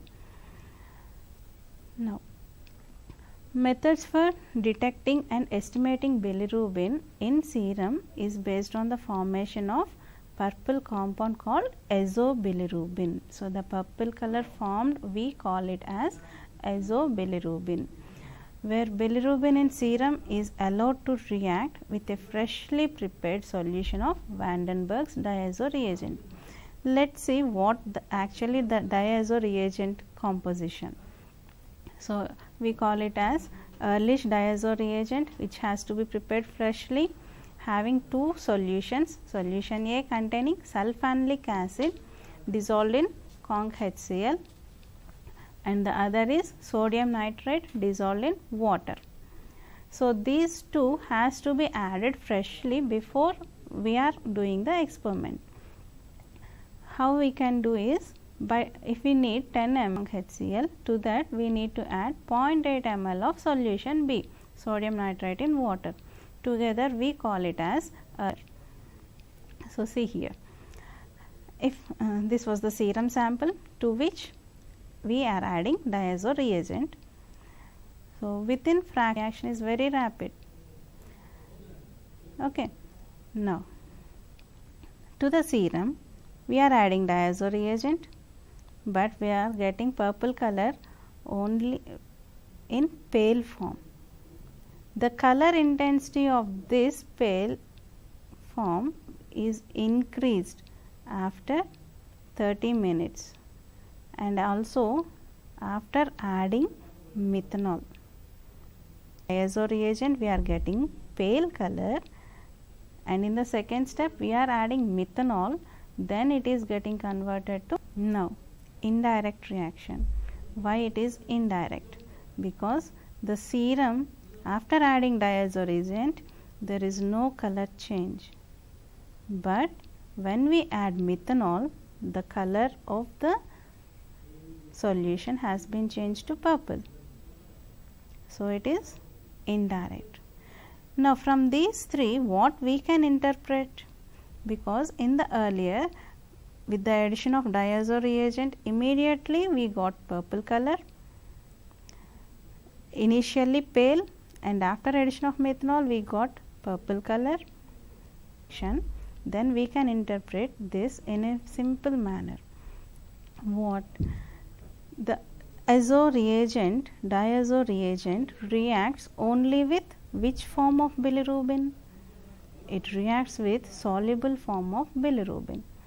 So, when we can get soluble bilirubin is in excess, hence we get immediate reaction. So, this is direct reaction. In hepatocellular jaundice or hepatic jaundice, both due to presence of conjugated bilirubin, initially we got pale color, but unconjugated is also there. Hence, by the addition of methanol, the color intensity has been increased. So, we got pale color after some time. In case of hemolytic jaundice, there is more amount of unconjugated bilirubin. So, unconjugated bilirubin won't react with diazo reagent. Hence, to the serum sample, when we added diazo reagent, there is no color change. But after addition of methanol, the color has been developed, because methanol, as we have seen, methanol solubilized the insoluble bilirubin. So, that soluble bilirubin reacted with diazo reagent and formed purple color. So, from this we can say, if purple color is formed immediately, then it is obstructive jaundice. If the purple color doesn't develop at all and only develops after addition of methanol, then it is prehepatic jaundice. Formation of pale color and the intensity of pale color increases by the addition of methanol, it is hepatic jaundice. Once develops by the addition of diazo reagent. After 5 minutes, immediately, after 30 minutes, never produce color. So, this was the hint. Purple color is formed by the reaction with soluble bilirubin and diazo reagent. So, now you can guess the answer. Right. For post-hepatic jaundice, the purple color is formed immediately. Let us see the second question. For hepatic jaundice, purple color develops by the addition of diazo reagent at what time? After 5 minutes, immediately, after 30 minutes, or never produce color until addition of methanol. So, here was the hint. Purple color is formed by the reaction with soluble bilirubin and diazo reagent. So, methanol after 5 minutes. Now, the last question. For the prehepatic jaundice, purple color develops by the addition of diazo reagent at what time? After 5 minutes, immediately, after 30 minutes, or never produce a color until addition of methanol. So, the same hints. Right. The answer is never produce color, purple color, until addition of methanol. So, we can how we can identify it, or we can say it as a sign rather than a disease. Thank you all.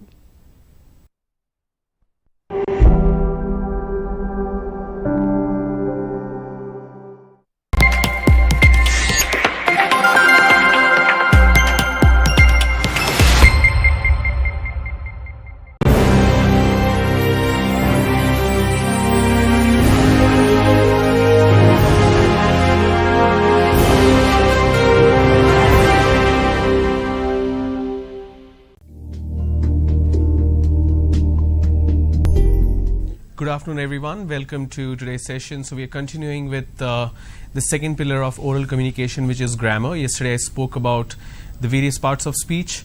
I gave you examples on noun. So today we're going to talk about pronoun and adjective, adverb, and so on and so forth. In the please dial the number. You will see the number little later. So you can call and ask your questions, anything in terms of pronunciation or grammar for English communication. So let's begin. We are talking about pronoun. Like I said, pronoun is a substitute for noun. You can't be using noun again and again. So that's why we have pronouns which substitutes the noun. So it's a part of speech which is used in a place of noun or noun phrase to avoid repetition. Examples of pronouns: I, you, we, they, he, she, it, me, us, them, him, her, this, those. So sentence as an example: Mohan is tired, he wants to sleep, but I want him to finish the assignment. So instead of using the Mohan name again, for example, if I say Mohan is tired, Mohan wants to sleep, but I want Mohan to finish the assignment, instead of using the name again twice, I can use pronouns, which is he wants to sleep, but I want him to finish the assignment. So when we talk about pronouns, like I said, it replaces the noun or noun phrase, but there is also an aspect of singular and plural. For example, if I'm talking about one person, I can just say him or he or she, but or him or her, he or she, or it. Now, in case if the count is plural, more than one, then it multiplies. So I can't be using him, I can't be using he, she, I'm supposed to use they or them. So let's dash to clean the garage. So Hari's mom asked he to clean the garage or him. So obviously the correct answer is him. Hari's mom asked him to clean the garage. It's not garage, it's garage. A student at an all-boys high school should be on dash best behavior. Now here there is an element of subject-verb agreement. The student, here it says a student, right? Now a student is singular. So a student in all boys high school. So the all boys high school, the entire school has only boys, but the subject here is one student. So a student at an all boys high school should be on his best behavior. So it's there. THERE is also there. THEIR is also there. Let me quickly, okay. So there, THEIR is a possession noun. There is a preposition. So please do not get confused here. Both are pronounced the same way. For example,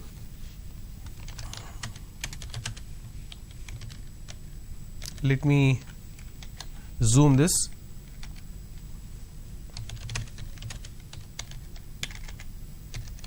So that's why it's a preposition.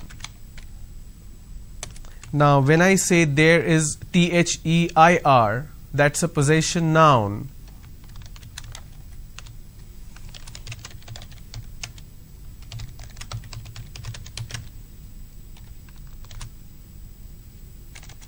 The group will arrive at 8 p.m.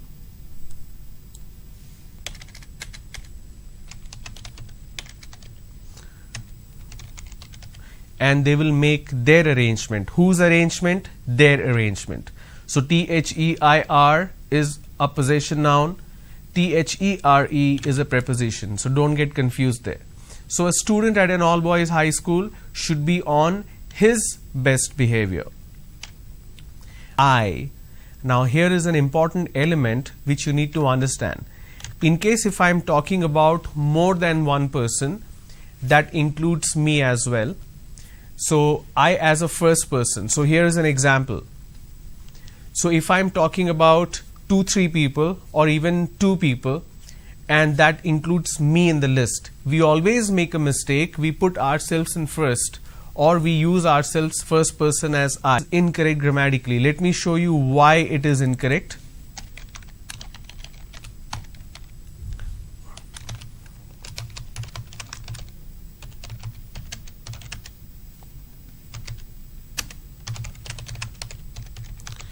This is how people usually speak, right? Now there is a fundamental grammatical mistake here. So basically I'm talking about 3 people here: Harsha, Subhash and me. That is the first person. So Harsha, Subhash and me went for shopping. Now imagine if these 2 gentlemen are not in the list. Can I say me went for shopping? No, that's incorrect. Another way of making a mistake where people usually use this,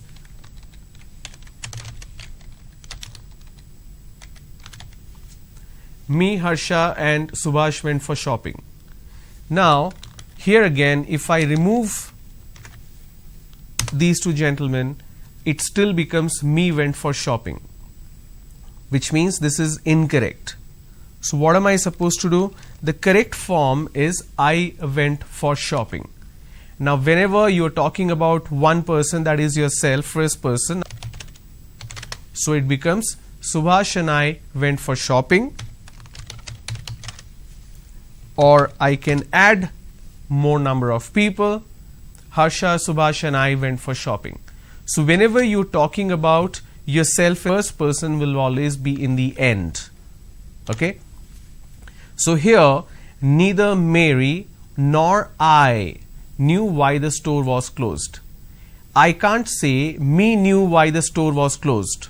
No, the correct form is I knew why the store was closed. That's why I is the correct option here. Next, after the training, you and dash must discuss a few things. Again, same situation. After the training, you and I must discuss a few things. Alright. Now, moving on to adjective.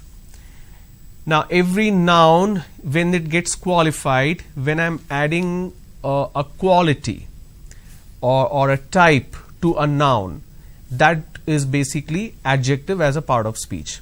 So an adjective describes, modifies or gives more information about a noun or pronoun as well, because pronoun is a substitute for noun.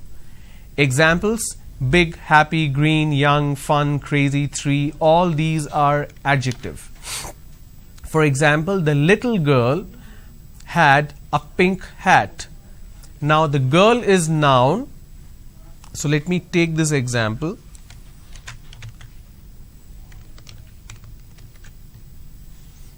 Okay.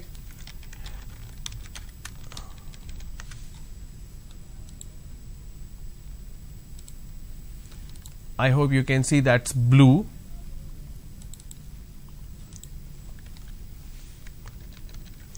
Okay. So the blue is nothing but the girl had a hat. But what kind of hat? Pink hat. What kind of girl? The little girl. So anything that is adding quality, that is describing or modifying the noun or pronoun is adjective. Now there are different types of adjective which you need to know. Something that adds quality, for example, dangerous chemicals, green vegetables, a square box, quantity as well. So not just quality but also quantity. He has eaten 3 apples. I don't have much money. This long, thin centipede has many legs. So long, thin is also an adjective here. Demonstrative, something that is displaying or demonstrating. This red balloon is mine and those 3 yellow ones are yours. Something is also an adjective. Now, adjective in terms of singular and plural also you need to know. For example, my will become our, your will remain same, his, her, its. Remember I spoke about the possessions. So that's a possessive noun for adjective. Now here are some more examples to quickly test your knowledge. I dash a new bike yesterday. Please make a note of this question. Think and tell me what is the correct answer.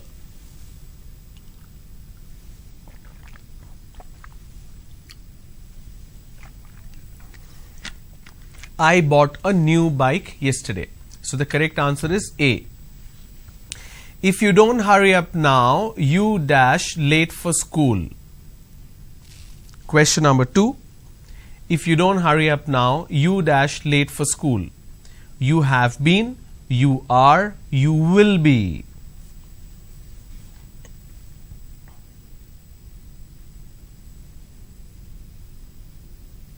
Okay, the correct answer is C, you will be. If you don't hurry up now, you will be late for school. Number 3, I would spend my holidays in London if I dash enough money.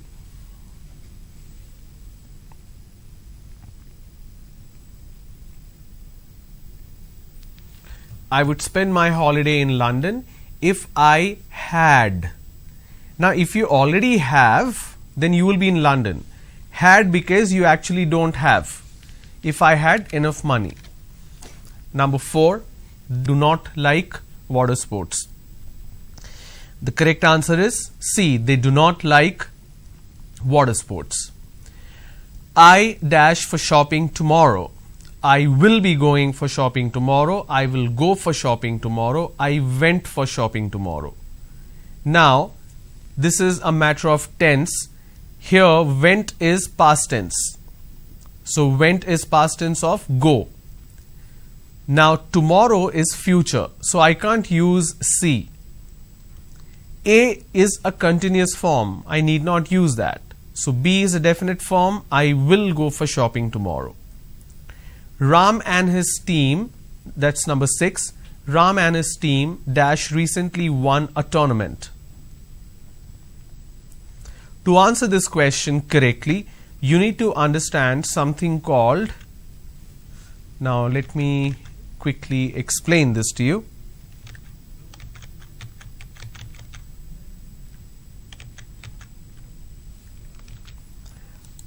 I'm not sure how many of you have heard this particular term.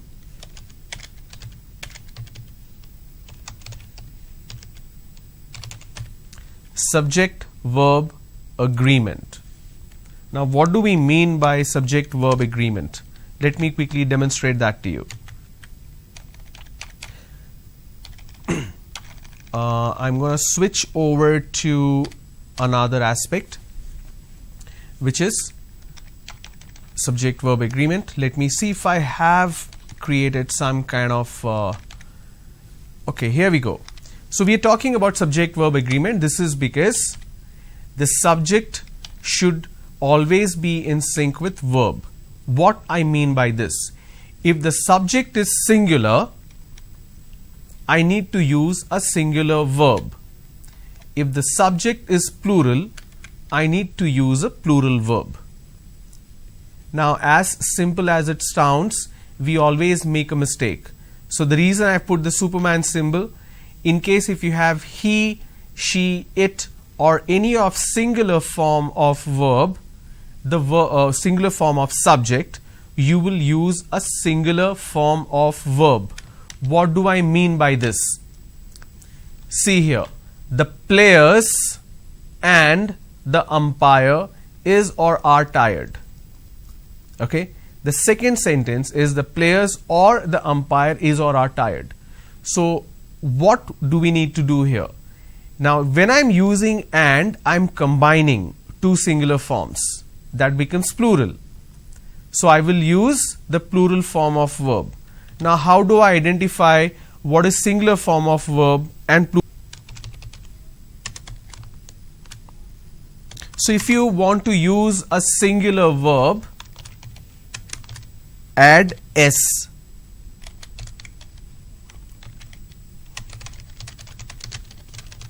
At the end of the verb. Okay.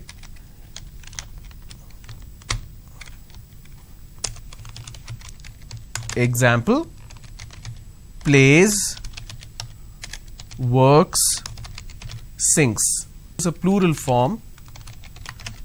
If I have to use plural form, drop the S at the end of the verb. Which means if I have to talk about the same examples,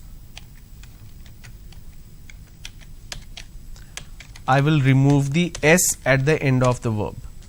So, remember it that way. If it's a singular verb, add S. If it's plural verb, drop the S. So, in case if your subject is singular, use S at the end of the verb. If the subject is plural, drop the S at the end of the verb. Okay. let me show you some examples to help you understand this better.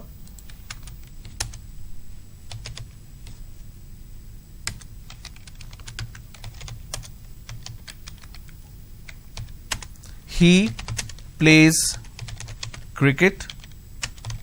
She sings very well.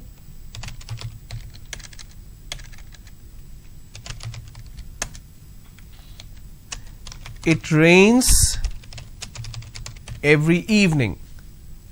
So if you pay attention to the verbs here, action, I am adding an S at the end of it because my subject is singular. Now if I have to use a plural subject, they play cricket. They, or for example, she is singing very well. Now that my subject is plural, I just say they are singing very well because are is a plural form of is. It rains every day. Now there cannot be a situation in terms of a climate for plurality, so we'll leave it at that. Okay. So when you have a situation like this where you are bound to get confused, the players and umpire is tired or are tired, it should be are tired. That's because when I'm using and, I'm combining these two. Even if it's player and umpire, I'm combining. But in the second case, this is where you will use is tired because this is an or situation. So if it is or, after the or, the subject, the closest subject is umpire, which is singular form. And if I have a singular subject, I will use singular verb. Okay. So when we look at some more questions, you will be able to identify more such situation. Now when you see a question, you will be able to identify what should be the correct answer. Alright. So let's move on. Let's look at this question again. Number 6. Ram and his team dash recently won a tournament. Now this is a trick question because Ram is part of the team. No, Ram and his team has, because it's a singular form. The subject is singular, so I'll use has. Number 7, please make a note of this question. They dash put in all the for the success of the team. Now they is a plural form. Now if I have a plural form, I will use plural verb. What is the rule? Drop the S. So I have this particular verb which doesn't have an S. So I will use they have put in all the hard work for the team. Number 8, I think we dash the training session next quarter. Now next quarter means it's in the future. I think we dash the next session, the training session next quarter. I think we begin. No, we will begin the training session next quarter. We are beginning. No, that's not the right form. We are going to begin. That is again a incorrect form because it's a transliteration. So we will begin the train. We meet. We are going to meet. We are meeting. So number 9, this is very easy. So look at the question and think what is the correct answer.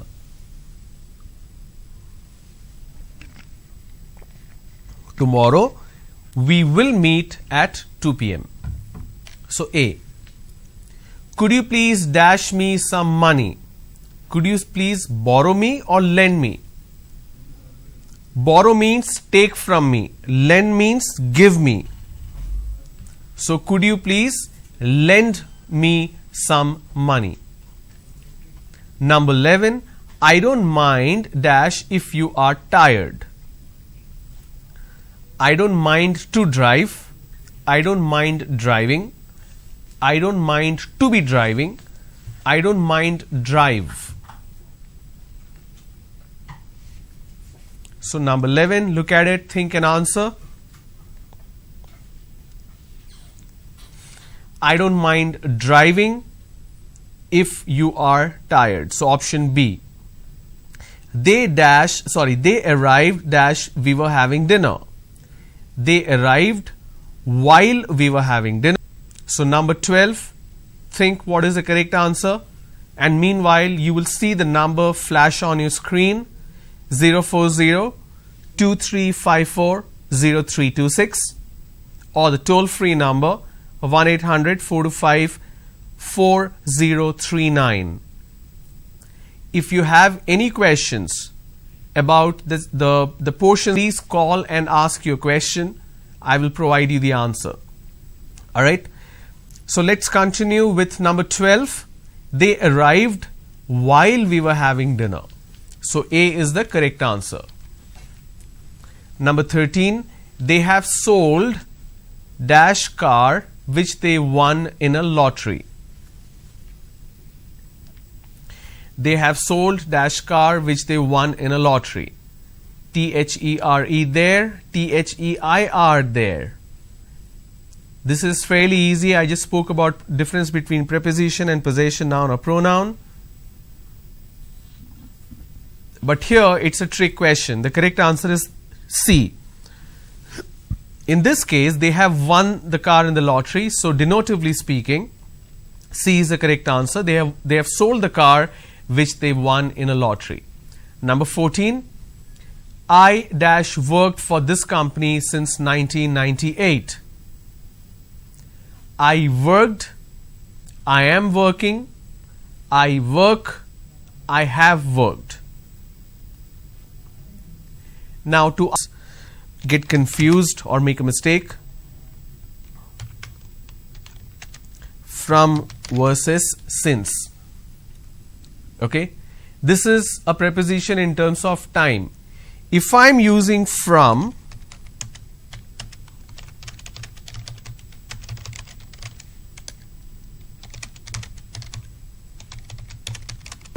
when did it start and when did it end? Okay, I will use since.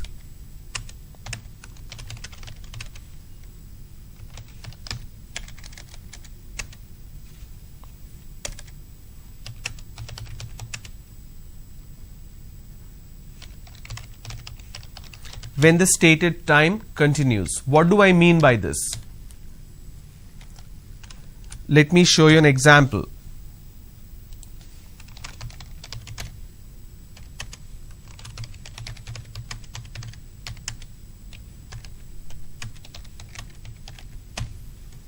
I lived in Bangalore from 2004 till 2006, which means it has ended. So I can use the word from. Continue in the same way.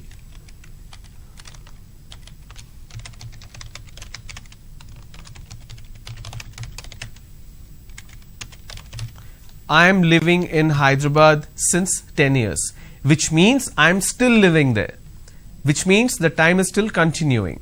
Okay, so question number 14, when you look at it, I dash for this company since 1998, which means I am still working there. So the correct answer is B. I am working for this company since 98. Number 15, she dashed me to help her develop an IT training program. She spoke about subject-verb agreement, right? I can't use have because she is a singular form. She has asked. Verb is action.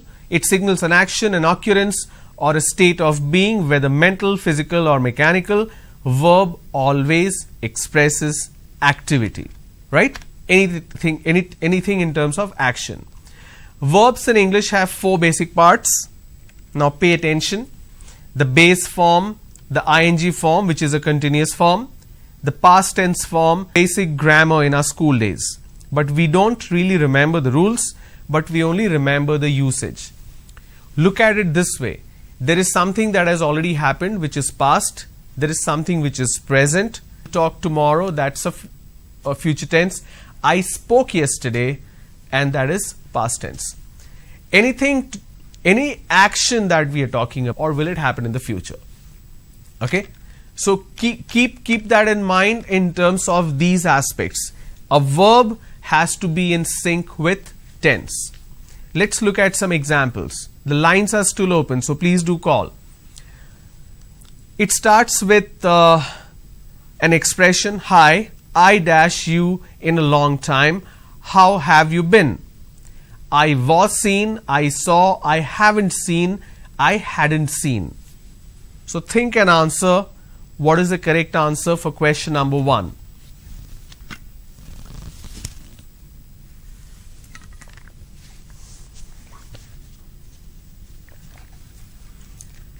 Option C is the correct answer. Hi, I haven't seen you in a long time. How have you been? Number 2, yesterday I dashed to see my grandparents. Yesterday is a past tense, so I need to use I went to see my grandparents.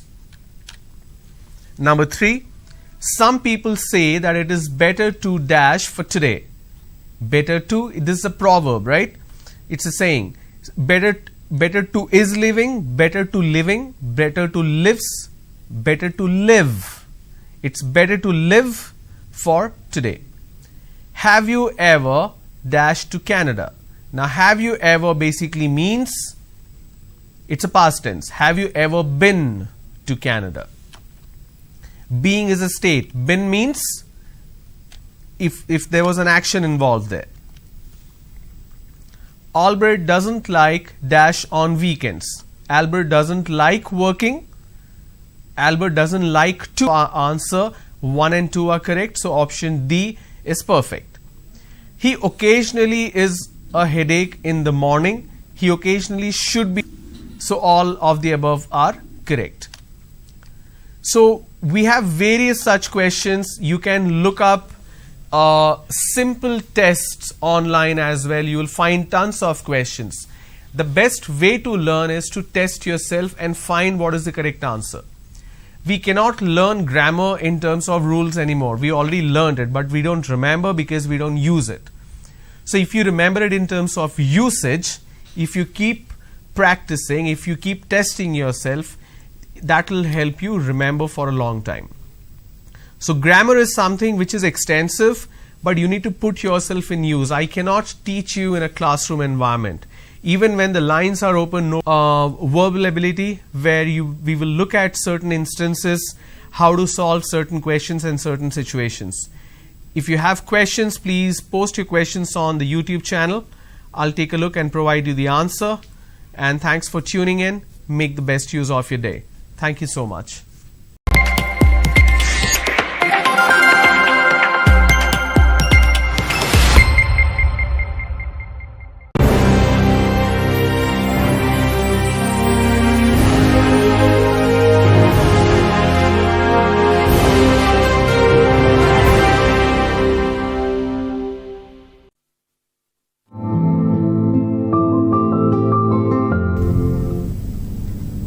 Then crack the passwords if he is having direct access to the system, and how he is able to bypass the login. So to bypass the login, directly have access to our computer. So for password cracking, we have gone with conboot. So now let us see if a hacker will be able to crack our system's passwords which are already saved. Now when we speak of most of the users, right? So most users have their passwords saved on their web browsers or applications. Okay, so here when you speak of saving a password on a web browser or any third-party application, in most cases we do this only for our convenience, right? So we don't want to type our user ID and password every time we log into our website. So we directly say, let us save the usernames and passwords. But this is not a very secure way, right? So this is not a very good practice. So let me show you how actually a hacker can steal our details if passwords are saved on a web browser. So for this, here I have access to our web page. So this is the same web page that we were looking in earlier regarding the hacking part. So here I have an option for logging in. So when I click on the login page, now the website is asking me for user ID and password. So here let us say already a username and password has been saved. So now here it is convenient for me. So next time whenever I want to log in, I don't have to type in the username or password.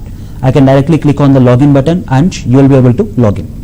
But the problem is, as we say, hacker has physical access to our computer and he is also able to bypass the system logs.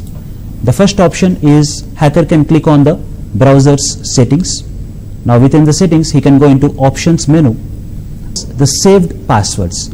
So if we end up saving usernames and passwords on a web browser, hacker will be able to view it directly from the browser's menu itself. So here it shows us what all URLs are there and also the user ID.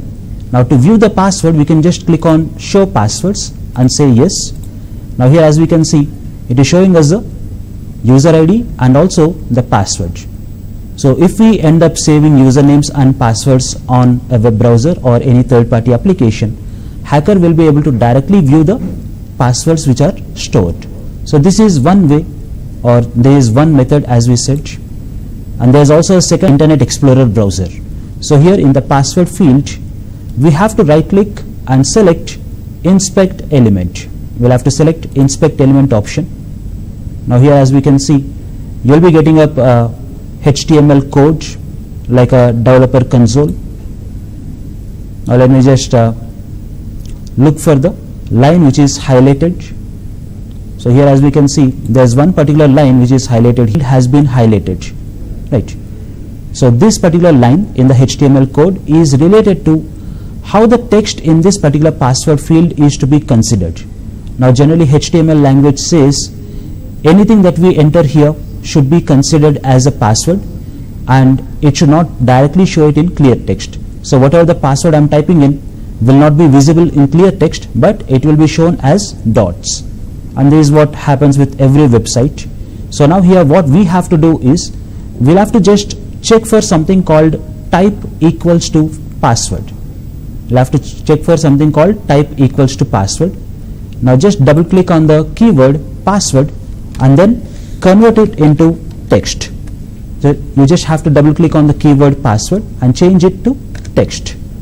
So once you change that, see here, you are able to view the password in clear text, same as how we are having it in the user ID field.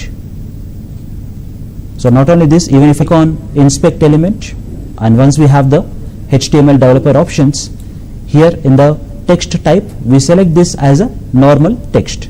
So that will be as a password. We just have to, fortunately, as I said, this will only work with all the newer generation browsers. If I am going on with, say, Internet Explorer. Now Internet Explorer has the option of saving the password, but unfortunately when we right click on this, we don't get the option of inspect element.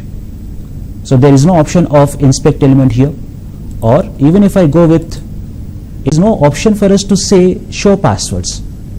So here in Internet Explorer, that is especially with the older versions, now we don't to view the passwords. So let us see what sort of applications we have here. So there is an application called IE Pass View or Internet Explorer Password View.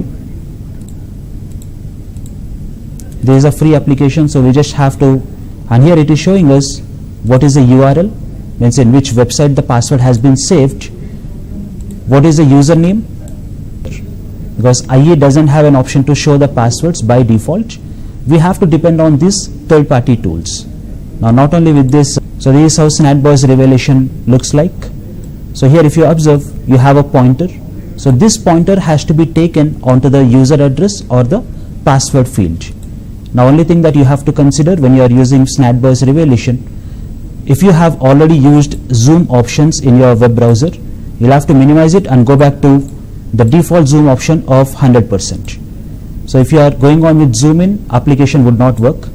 So all you have to do is drag the cursor onto the email address field or the user address field. It will be showing us with the email address or the password, whatever is saved. So let me just try to again run the application and show you.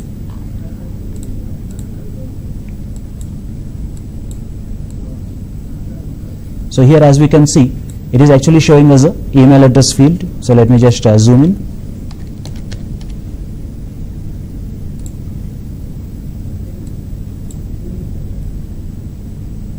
So here, once I drag this cursor onto the email address field, I'll be able to view the email address whatever is given. So just let me do this. Yep. Let me zoom in. Okay, so if I am trying to zoom in, it's not working properly. So I'll directly take in without zoom and then try to magnify the screen. That will give us a proper result.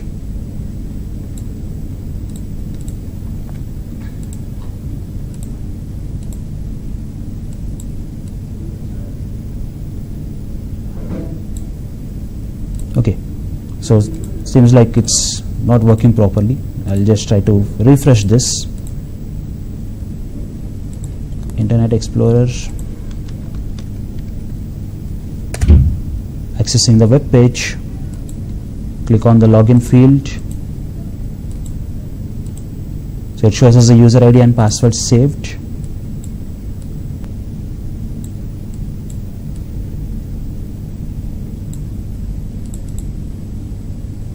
% zoom in. Okay, so finally, with all the zoom in option, it is showing us what is the actual password that's saved. So because Internet Explorer doesn't have an option to directly show us the passwords, we'll have to go with third-party tools like access to our computer and the password has been saved on our machine.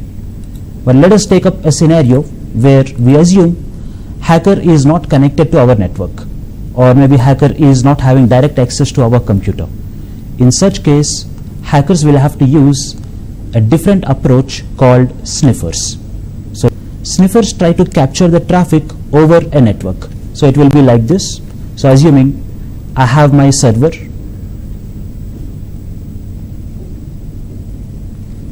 and along with server there are also few computers. Let us assume that this is my administrator's computer and this is a hacker's computer. So assuming that everything is connected to a network. So now when administrator has to log in as sniffing. So what actually happens is, let us say my server has an IP address something like 192.168.1.32 and my administrator's computer has an IP address 192.168.1.33 and hacker has a IP address 192.168.1.35. So here if we observe, IP addresses of all these computers are in the same network. So sniffing will only work if hacker and the administrator are in the same network here. Now I will also assume my router has an IP address something like 192.168.1.1. So here what actually happens when administrator wants to log in to the server, request would be initiated in this way. It says a source is 192.168.1.33 which is the administrator's computer and destination is 192.168.1.32 which is a server. Now assuming the MAC address or the physical address of server as S, administrator's computer as A is S, which is a server. So this is the original request. So this request is initiated from admin's computer towards the server.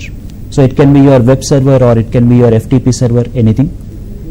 So now what actually happens is, once the request was created on the admin's computer, this will be sent to this particular network device. So this has to be sent to this particular network device, which has to forward it onto the server. Or it can be a hub. So in your previous sessions you have discussed with the differences between a switch and a hub. Hub actually does broadcast. So assuming that my network is connected using a hub, so this original request, whatever is coming in from admin's computer, will be forwarded to all the systems in my network.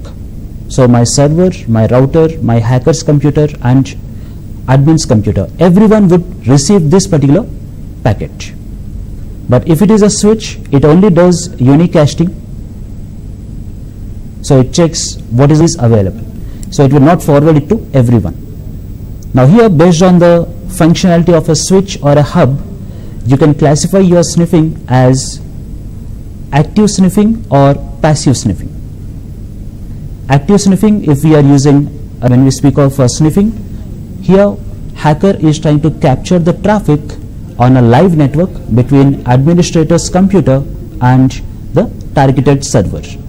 But for this, we just have to make sure that hacker and administrator are. So now let us see what actually happens in sniffing. So sniffing is a software which can eavesdrop onto someone's network. Eavesdrop in the sense they are trying to monitor what is all the packets. So it is not making any modifications, but it is just trying to copy all the packets over the wire.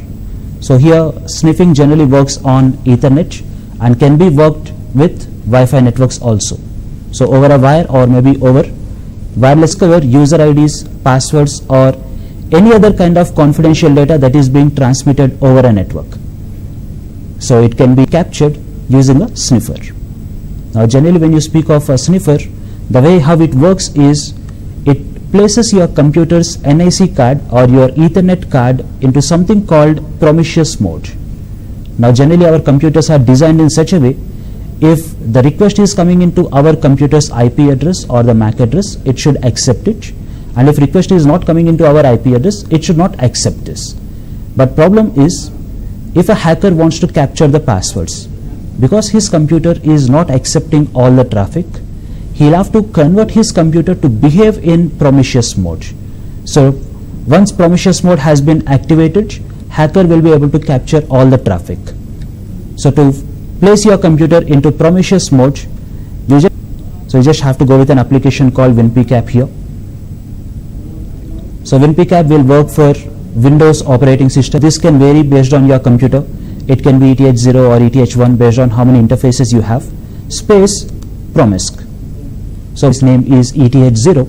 This interface ETH0 will be going on into promiscuous mode.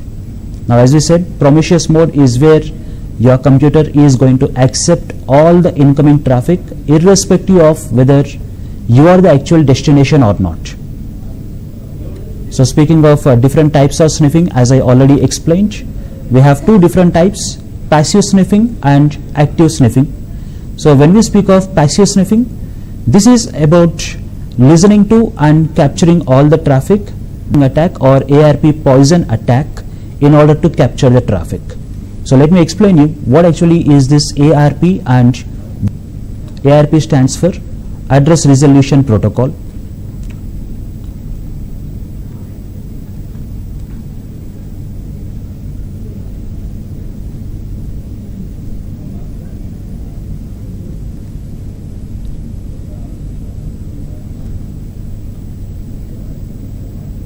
So earlier you are discussing about DNS, domain naming system, where DNS server is trying to resolve your IP address and MAC address.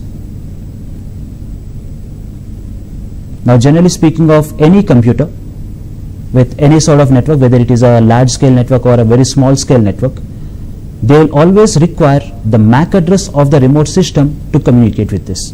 So even earlier when I was explaining with the original request, I was saying the request packet would include the source IP address, the computer which is initiating the request, and the destinators in my network with different IP addresses like 192.168.1.32, which is my server, 192.168.1.33, which is my admin's computer, and 192.168.1.35, which is my hacker's computer.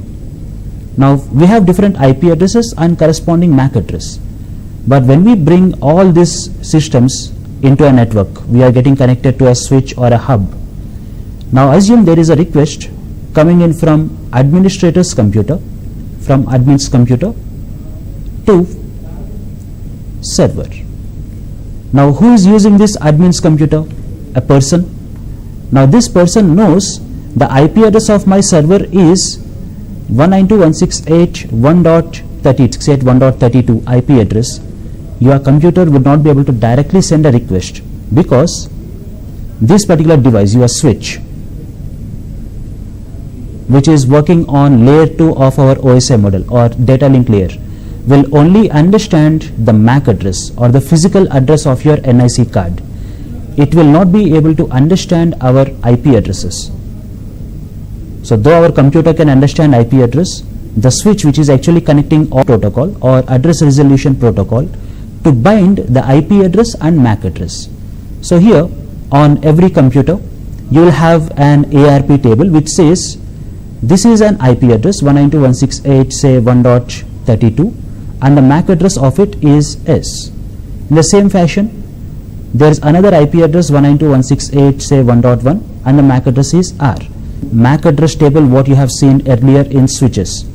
Now in a switch, it maintains a MAC address table which says on so and so port number 1, there is a MAC address fashion. Our computers also have ARP table which maintains information about all the known IP addresses in our network along with its MAC address. So let us see how do we actually find this ARP. So on our computer we can access command prompt and give a command ARP space -A. So once we give a command ARP space -A, it shows us what all IP addresses are known to our computer so far and what are their MAC addresses.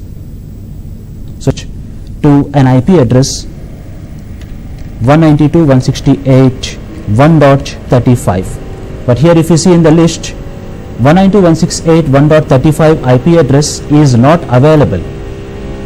So my computer is not aware of the MAC address of this IP address 192.168.1.35.